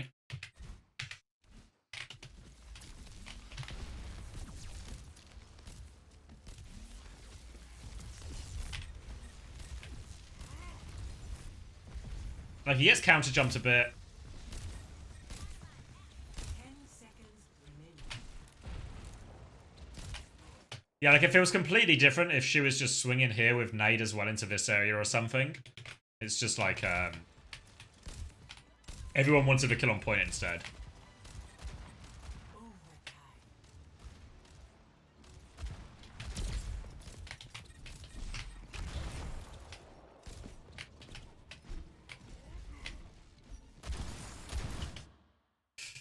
Alright, so Crazy Raccoon still get a retake. Maybe not.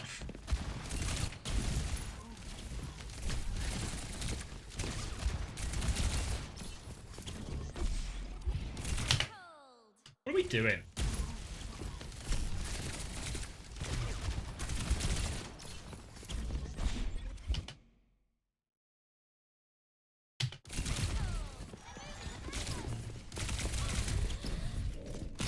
Just wastes his recall, then Proper steals the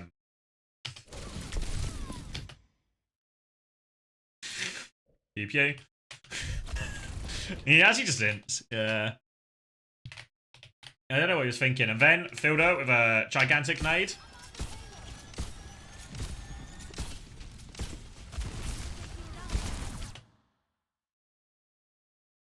Getting free blinks back from recall. Yeah, but why did he blink to touch for point?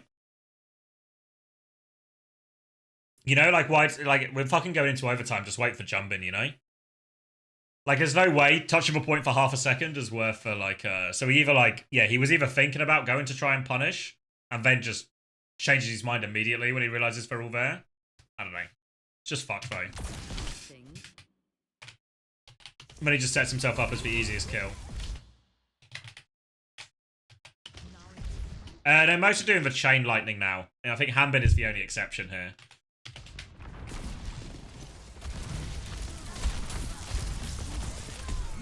Alright, then they nano. Chases down the nade target, no problem. And just easy. No chance to even to nano back. And now, Falcons are winning the LAN.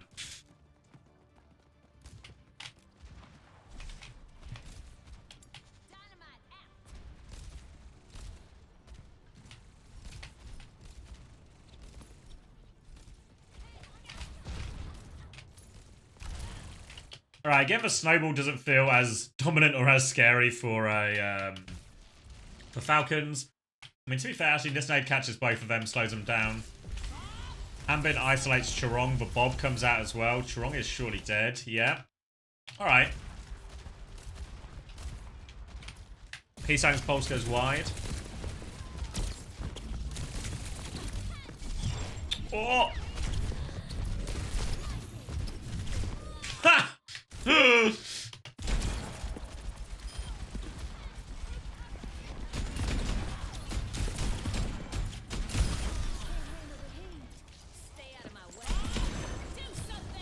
Alright, they actually win this fight, don't they? Because even though they're Heesang down, they've got Nano, they're going to Bob on point as well. Chio's going to rally.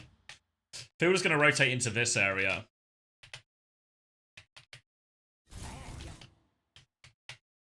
Alright, Stalker's going to kill everyone.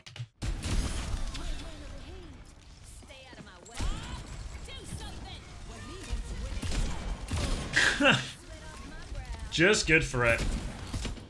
Nano and aggressively from Shu. And he's going to like walk forward with it as well, try and find a nade. Oh! What even happens there? Oh, it's for bounce, isn't it? I mean, he actually, it's like a suicide nade, but it's so perfect. How many does he get? Like 3? Shio and Proper. But it means they kill the rally. Proper actually dies as well. Isn't that very cool? Then he's going to kill Fielder as well. And then all of a sudden, I mean, Hambin actually needs to primal earlier, right? Like, he's trying to milk it for all it's worth. Yeah.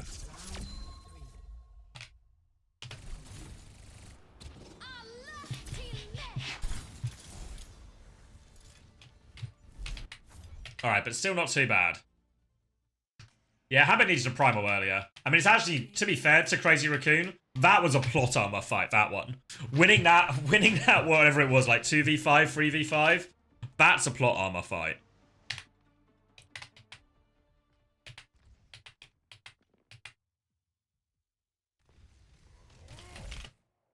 Alright. So now it actually feels, I think this feels really dodgy for Crazy Raccoon now.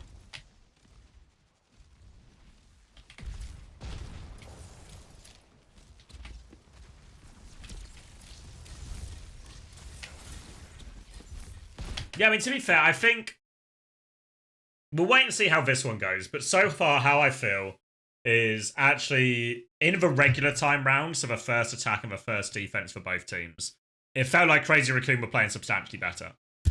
But once we're in the overtime now, actually feels like Falcons have just had the better of it, you know. In terms of the fights they've won, more mistakes, you know, mistake from Jumpin, mistake from Heesang.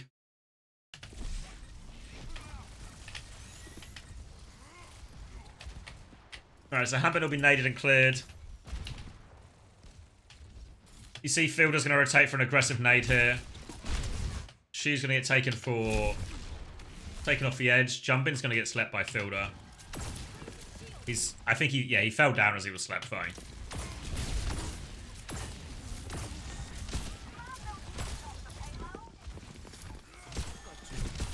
Alright, everyone lives. Cart's about halfway underneath now. Sleep onto jump in. Counter jump bubble. Stalker's just going to find one.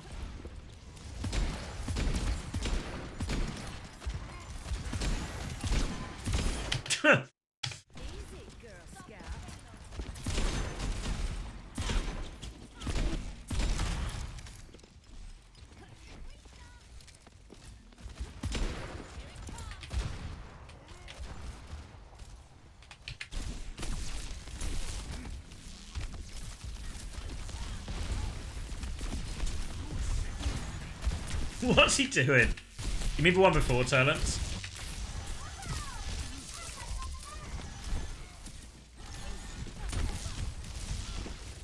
I mean, just get slapped, mate.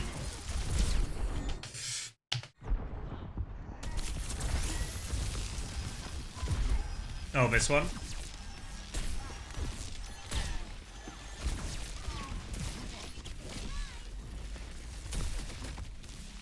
Oh, it's Hanbin you're thinking of. Oh yeah, it was just it was just a counter jump, right? Because jumping was slept, he's just gonna bubble off all the healing. We're gonna try and one-shot him, but just don't actually one-shot him. Alright, but all the while, actually no real progress here. Jumping's then gonna do a kind of goofy / useless bubble. Fielder again is like, he's dominating this area right now. Gets the aggressive nade. Hanbin's going to deep peek a little bit. Dynamite Jumpin's direction. They get the sleep onto Hanbin. They nano Hanbin. Oh, Hanbin actually plays it well. You know, give or take getting slept in the back. But he gets the body block afterwards.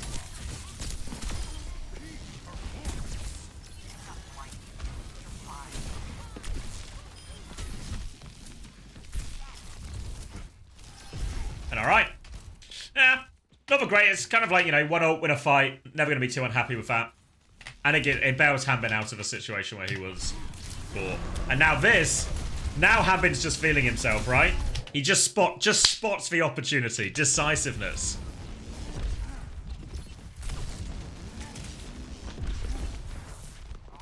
So again, now we've used 2 ults, but we've got more time off the clock here. And remember, if I'm Falcons, I'm not necessarily worried about first point in particular.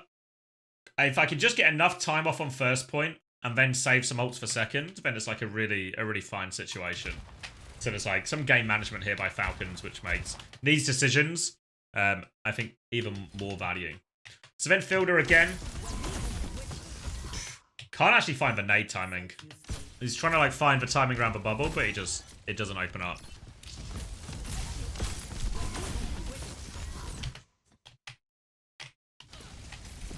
They're going to double down. They get a kill onto Chirong. Chio's going to rally, which honestly feels like it's going to be a disaster. Like in this moment right now, I know it's 1-for-1.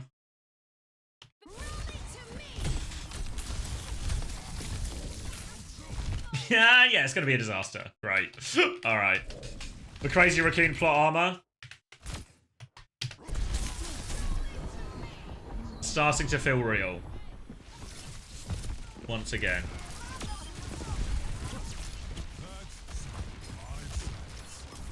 This is where the healing bubble. Look at this. Thank you, healing bubble. Nice. Then Hanbin is actually just on... Hanbin is the fucking sweeper. Nice. So Hanbin's now got like 3 or 4 kills in this fight. Stalker is still in a spot of bother.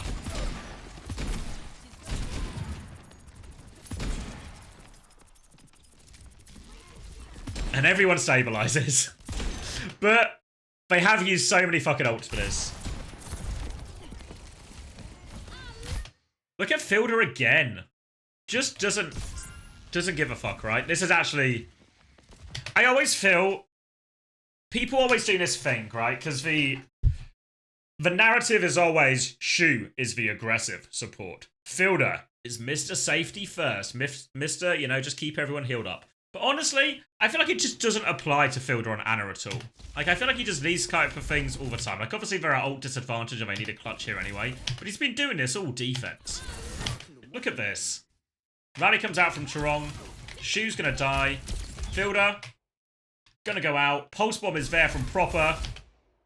And all of a sudden, they've used a Pulse Bomb, a Bob, to beat all their ults out. Hanbin's gonna live on 1 HP.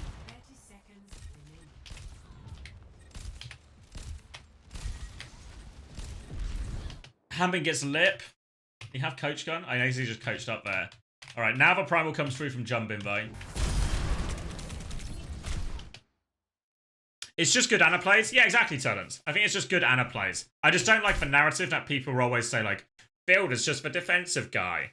Where I feel like it's such it's not just an oversimplification, it's also just not true.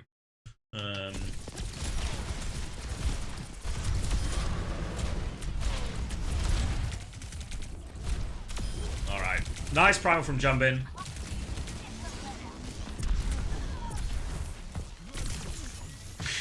Alright.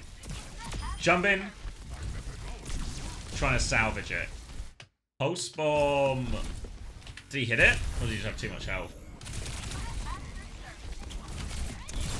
No, he just hit it. He's just full health. Healing bubble. Healing bubble. Nice. Thank you, bubble. Ambin's on the run. He's so cooked. We need to buff the healing in the bubble. Proper's going to get caught late as well. And now, Crazy getting a cap, but obviously remember what we talked about in terms of games management, right? Is they've lost first point, but they bled the ult economy fairly dry right now, so now a nano opportunity for Fielder and the gang.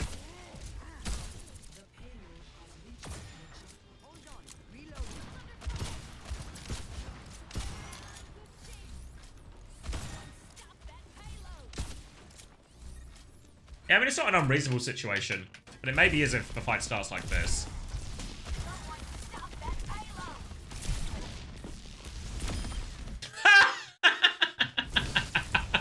Does he have no... He does have recall, he just doesn't think he has to use it.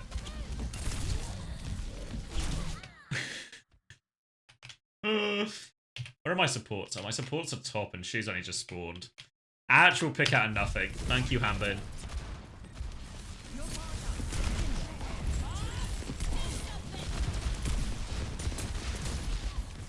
Alright, Bob is out. They're happy just to trade 1 for 1 on those ults. Hambin nearly has primal.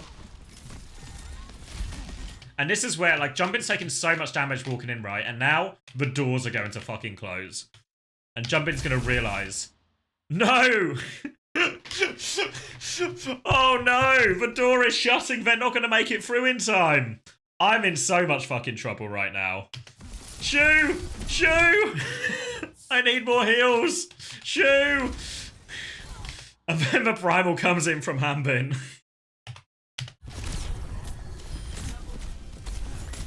And it's just kind of cooked, right? Because they all have to rush through the door, so they all cop Fielder's nade on the way. And Hambin good for the primal. Yeah, because if you look at, like, if you look at it from Fielder's point of view, right? Like, gonna break the bubble. They all have to peek in this door because they're rushing, right? Because they need to touch the point. Jumbin needs help. So the nade's gonna... I mean, I think Tron might even die before the nade. So maybe it only catches lip. But just causes them all sorts of damage.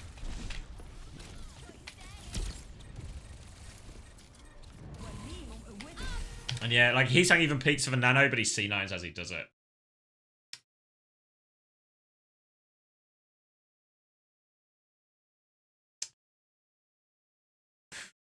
So yeah, I don't know. Like, obviously, plenty of improvements in, plenty of improvements, I reckon, for Hambin to focus on, etc., etc. But I don't think it was that bad, honestly.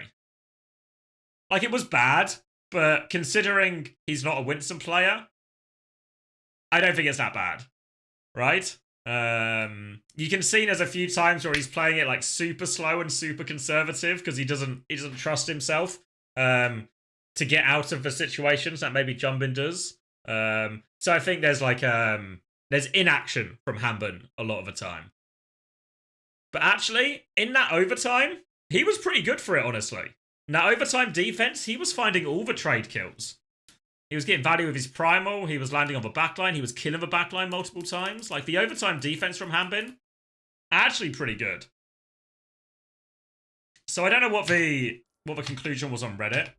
Hold on, let me grab some more water. Has anyone actually read for Fred? Can anyone read? Has anyone who's actually read for Fred able to give me a TLDR while I grab some water?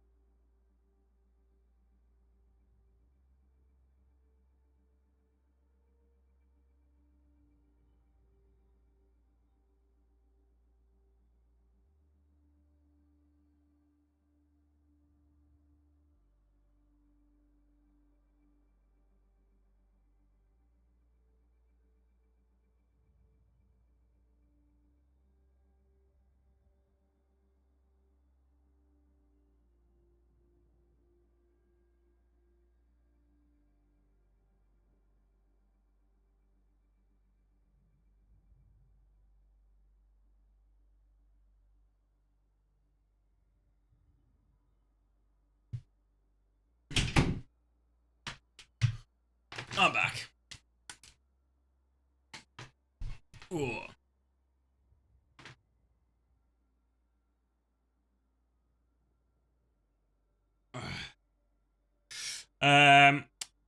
It's Reddit, and they saw Hanbin win a map, so clearly he's the best player in the world. I think the actual conclusion was closer to Stalker just being MVP and Hanbin being good enough. I don't know about Reddit, but what was Platchat's take? Because I saw there was a response in the Platchat thread, but I haven't watched Platchat, so I don't actually know. They said Avril was like, what was it? They called Avril's take uncharitable. There's one guy saying Lip is a B tier player. Classic B tier Lip. Always said that about Lip.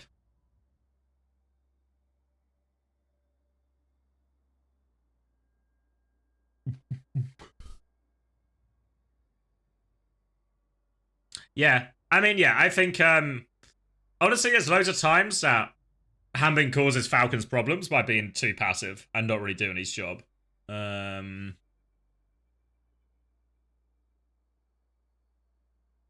But I don't know, the overtime defense was decent. Obviously, the reality is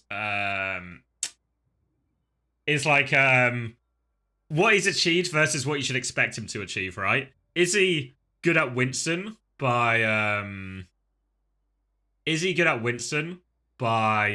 like Winston standards? No. But as far as a guy winging it, a guy playing not his hero, it's probably pretty decent, considering how well other players would do put in that situation, right? So I feel like there's actually, I feel like both things are true, right?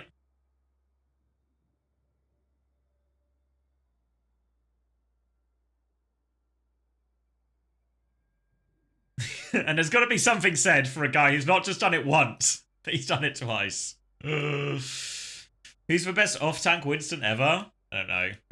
Might be Hanbin at this rate. Oh, actually, no, it's probably Kaluj, actually. Probably Kaluj. But if you think back to the way Kaluj played as well, it was, and the way the whole Shock team played with Kaluj at the time, it was also like a more passive style of Winston, you know?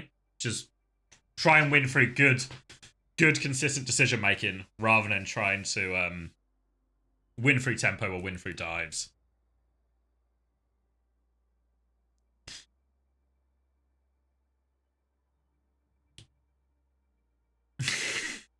I think the bigger thing is, because if you look at this series, right, if I'm Falcons, what I'm thinking is, all right, at one point I'm going to get taken to Gibraltar. All we need to do is give it a crack, right? Give it a go. It's never going to be a 60%, 80% type win rate map for us. But if we could just make it like a 20, 30%, you know, and there's like an outside shot we can steal that map from them, that's probably enough. And to be fair, they're actually currently at 100% win rate on the map. Alright, I probably don't have time for another one. Let's see, where's my fiance? She's not back yet. But she's not going to the gym tonight anymore, so I need to get dinner sorted. So I was expecting something more dramatic.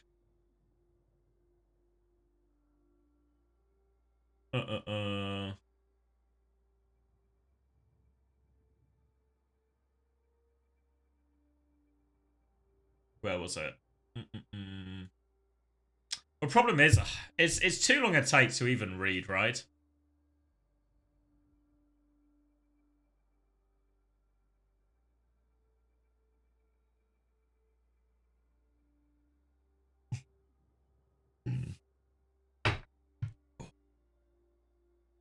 Ask ChatBT, GBT. I don't have. Do I need it installed? I've never used it before. I've never felt the need. The sort of guy who does everything himself. It's a website. No clue.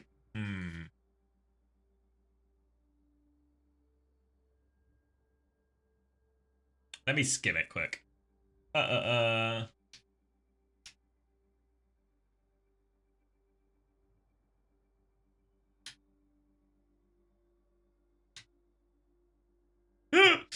People are getting so fucking heated about this. I can use it without an account. I can't be bothered. I'm really planning to stream for like 10 more minutes, so I can't be bothered to piss around figuring it out.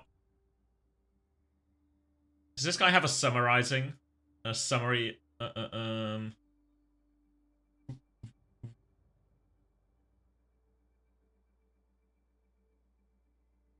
Oh, really? Oh, okay.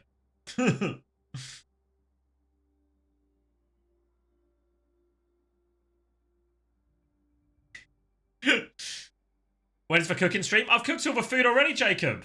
We need to wait for our next HelloFresh sponsorship. What was the other thread about it? Was the other thread pro Han Binston or anti Han Binston?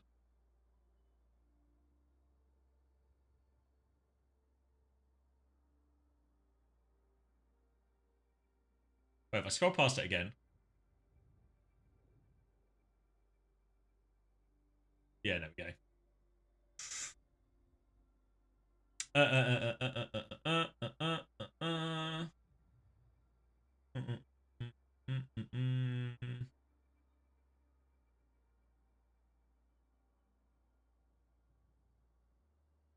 Okay, this seems like a reasonable take, right?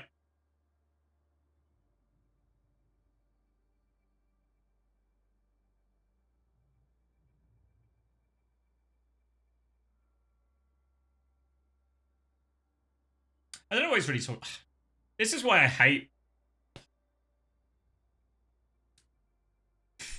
There's many reasons to dislike Reddit, I think.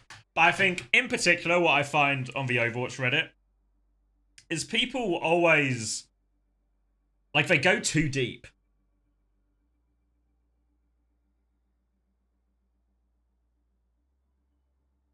Like, they think there's some big, complicated solution.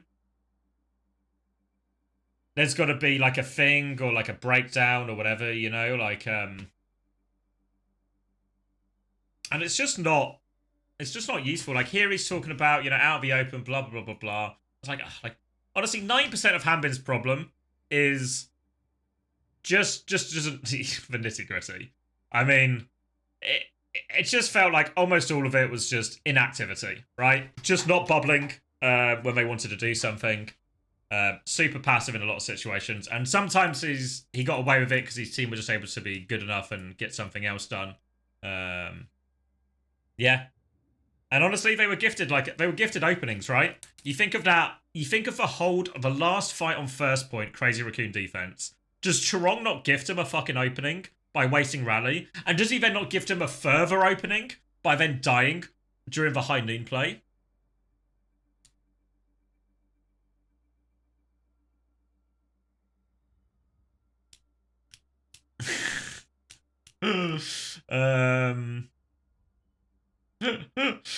Second big mistake is he consistently makes he seem too focused on peeling, jumping off his backline and committing to his own dives.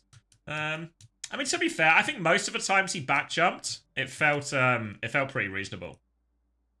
But I don't think that when he back jumped, I don't think it was a problem. It was when he didn't jump at all, or when he just bad bubble usage, too passive, and it probably makes sense, right?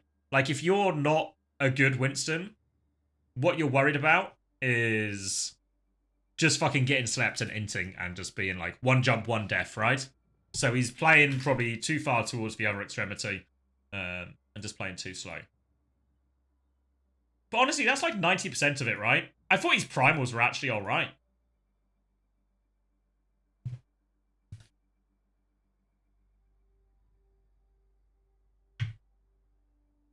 Yeah, I think half the time, like when you see an Ana hit a big nade, the first question you should always ask yourself is like if you're getting naded by Verana every time in this type of matchup, first question you should ask is like, is Verana doing something like crazy and unpredictable now we have to be aware of, or is our Winston just not doing their job and marking the nade when we try and go, right? You look at that attack on first point from Falcons, and every single time they try and rotate, Hanbin is just like out of time with it.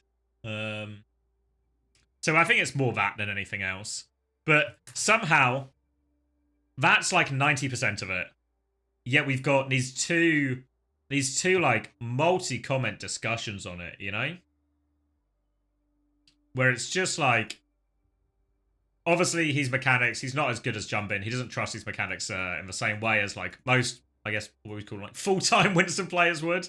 So he's playing slower, he's playing more passive, he's a bit wasteful with his bubble sometimes, and he's a bit inactive more than anything, right? But obviously this is a big problem, right? Like this is should make you lose matches. But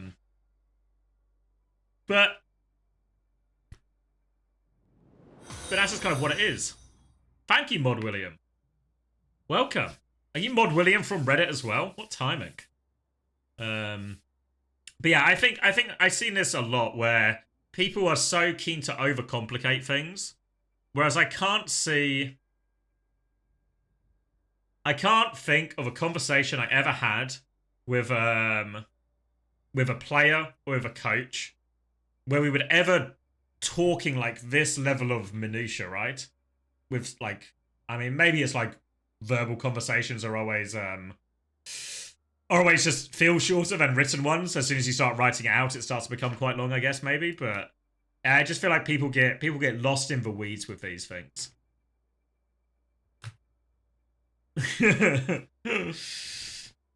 TY for all the co-streams, you're welcome, mate. Happy to do them. More this weekend for China. Maybe that's the difference between Korea and the West. Yeah. The guy should have my job. He's welcome to my job, chat. There was actually no qualifications required for my job. Anyone can do it. I'm surprised more people didn't do it. The wage they paid us in Overwatch League, really surprised more people didn't do it. If it's so easy.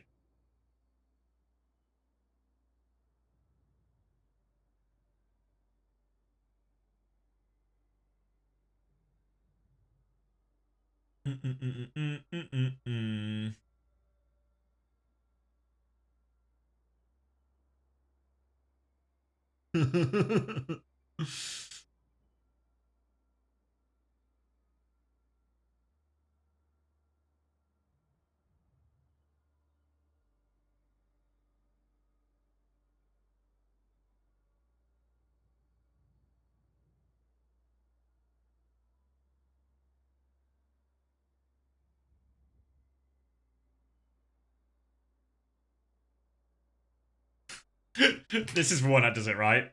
Falcon's second defense is some of the highest tier Winston play I've seen come from any Winston player. I mean, he was good for it on the defense, but he also he jumped on a lot of 1v1s. I have iconics. It's mega, actually. Yeah. So I don't know. People just lost in the weeds. And also, I've said this a lot about what happens when people have these conversations and they just miss the fucking point. Honestly, should we not still be happy for Hanbin? Is it not still impressive? Like the upward trend that they've managed to do?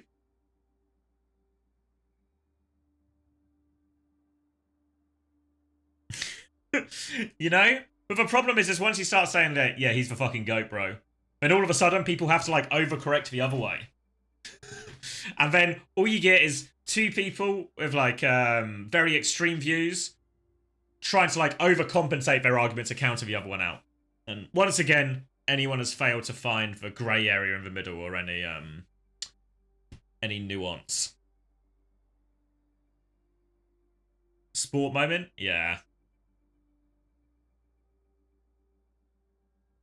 Fuck nuance? Shit. To be fair, Smurf was playing Malga.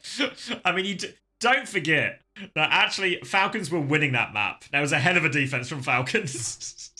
Crazy Raccoon had to have some serious plot armor. And then the plot armor got so thick, it mind-controlled Falcons onto Malga.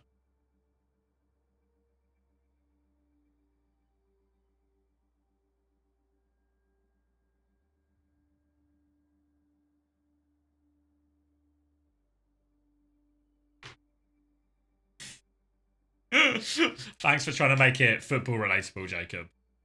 I feel like this is going to be another one of those type things, no?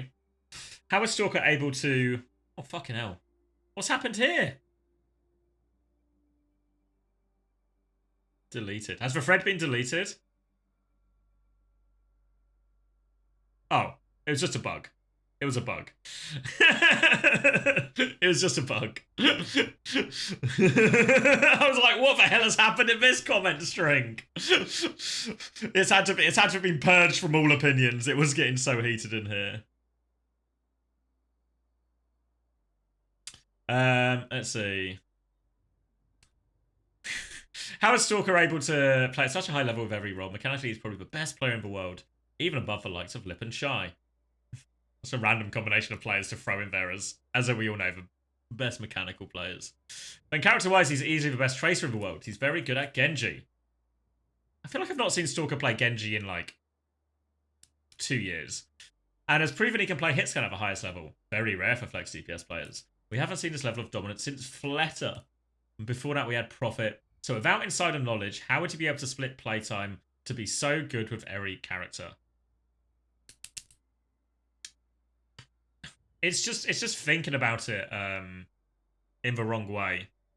It's like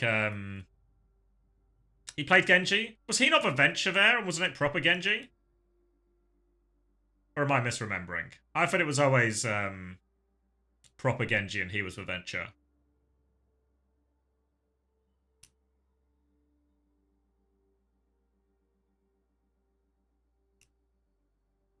He was eventually when they played Double Flex, yeah. I can't remember all the comps they played there, but in my head I always pictured it as like proper Genji, him on Venture. I mean, I'm sure he's good at it. It wouldn't surprise me. Another question is, how do Koreans get this level of aim? I feel like there's always like, people always think about these things in the wrong way, right? Like, why... What do I need to do to play like Stalker? And it's like... Don't worry about playing like Stalker. Just worry about playing a bit better than you did before. Like the reason you see a lot of players right now with like what you'd call like Zodial, Tree, Stalker, Proper... all these players with a much wider range of heroes, it's just because they play all their heroes in ranked. There's not like some kind of special practice type thing or anything like that, you know? It's just they're high talent people who have put a lot of hours into the game. The truth is, in a lot of these situations, you know, if you're genuinely thinking about trying to go pro, like, as soon as you start asking these questions, I think it's just I don't want to say it's completely cooked, like it's impossible. That maybe sounds too negative. But the reality is, all the players you kind of, I guess, maybe look up to, or like, these are the best players in the world, none of them had to ask, you know? Is that not a... I feel like that's a quote. Is that not a quote from, like, a conductor? Hold on. Oh, what was his name? Who was the conductor who was, like, a genius? Famous conductors.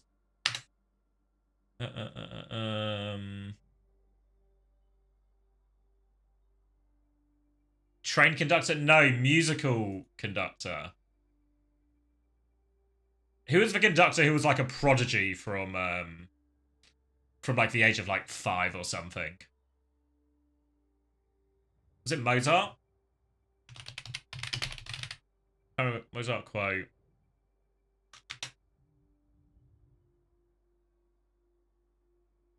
It wasn't the fat controller.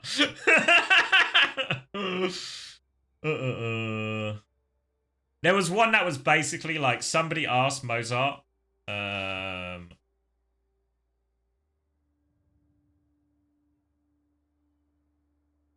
Fuck, I guess I got a lot of quotes. Mozart quote. Funny?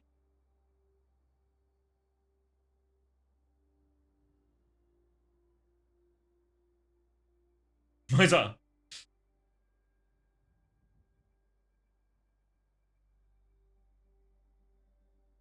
Like, I can't remember the exact quote. It'd be better with the exact quote.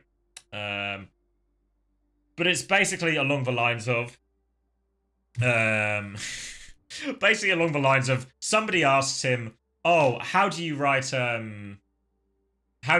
like, great I can't say it out. How do you compose great pieces of music? How do you write great sympathies? Oh, fuck's sake. Simp? I've cooked myself. You guys know what I mean. How do you write great pieces of music? And Mozart gives him some sort of advice. Symphonies. There we go. I needed symphonies. Yeah, thank you. It was like, I knew the word, but my mouth was caught, you know? I don't know if that makes sense. Maybe it doesn't. But, it was like, basically, someone asked him, like, oh, I want to be a great composer like you, blah, blah, blah, blah. How do I do it? What did you do? And Mozart was like, oh, you know, you're still really young. You're like 10, 11. You don't have to worry about writing these things, you know, just write what you can and get better. And then the kid says, but Mozart, you were writing these great symphonies and composing all this music when you were 6 years old. And Mozart responds, yeah, but I didn't have to ask anyone how to do it. So it's like, if you can just do it, yeah. If you can just do it, if you have to ask someone how to do it with this level of, like, when we're talking about trying to be the top, whatever it is, 0.01%,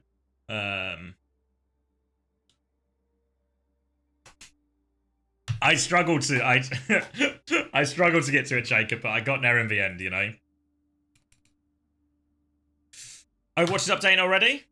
Oh, that seems like a fitting time to end the stream then as well, because it means the replays will die. We got through most of it. I felt like the Gibraltar was the big one I wanted to get through, because I thought that would seem to be causing quite the ruckus on Reddit, you know. That's why you don't need coaches. I mean, again, a common misconception, right? Oh yeah, my game's updating now as well. I can look for patch notes. But I don't know. You guys think I taught? Me and Chris spent our time teaching Haddy how to play Reinhardt and Backbone how to play Mei. You think that was our job?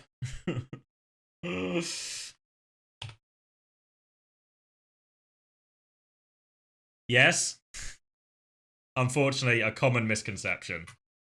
Common misconception. Don't need to teach the players how to play heroes. They're already good at the heroes. That's why they're in the Overwatch League.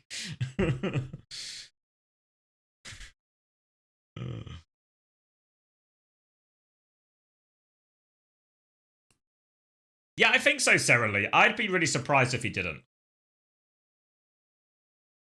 I'd be really surprised if he didn't manage that. Seems like no patch notes yet, though. But, all right. I think I'm going to call the stream there.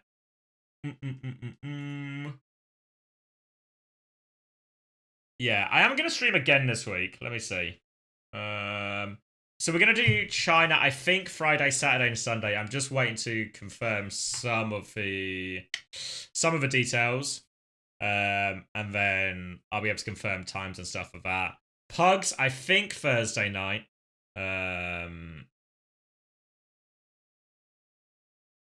Yeah, I think Thursday night. And then I think I might stream. Maybe I'll stream Thursday day as well. Yeah. Okay, I'll update. I know this one was a bit impromptu. I didn't update the Twitch schedule or anything, but just wanted to do it before the replays went down. So I'll try and get the schedule updated once I have all the details locked in, and then we'll go from there. All right. Thanks for watching, everyone. I'll see you when I see you. I'll find somebody to raid. Who's playing?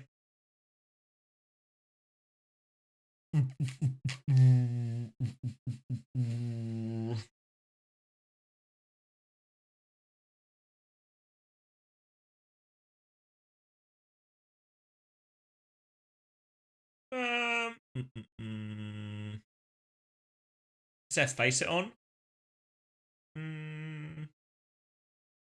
Maybe I'll just send you to, where do you want to go? Time? Or is Cloudy playing a match? Pause and continue again. Yeah, let's try. Trying again. Yeah, we won 3-1. Oh, I they feel finished like we're already? better than the enemy team, though. I felt the skill gap. This was a really important win for us, guys. I'm not gonna lie to you. This was a pressure. Actually, it's actually got so good. They've mastered this. After all like the collabs and stuff, it's just been insane.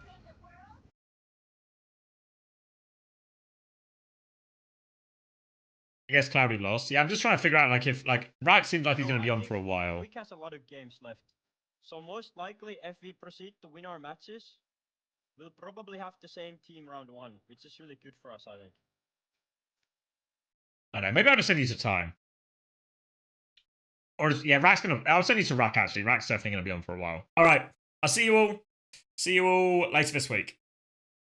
Catch you later, guys.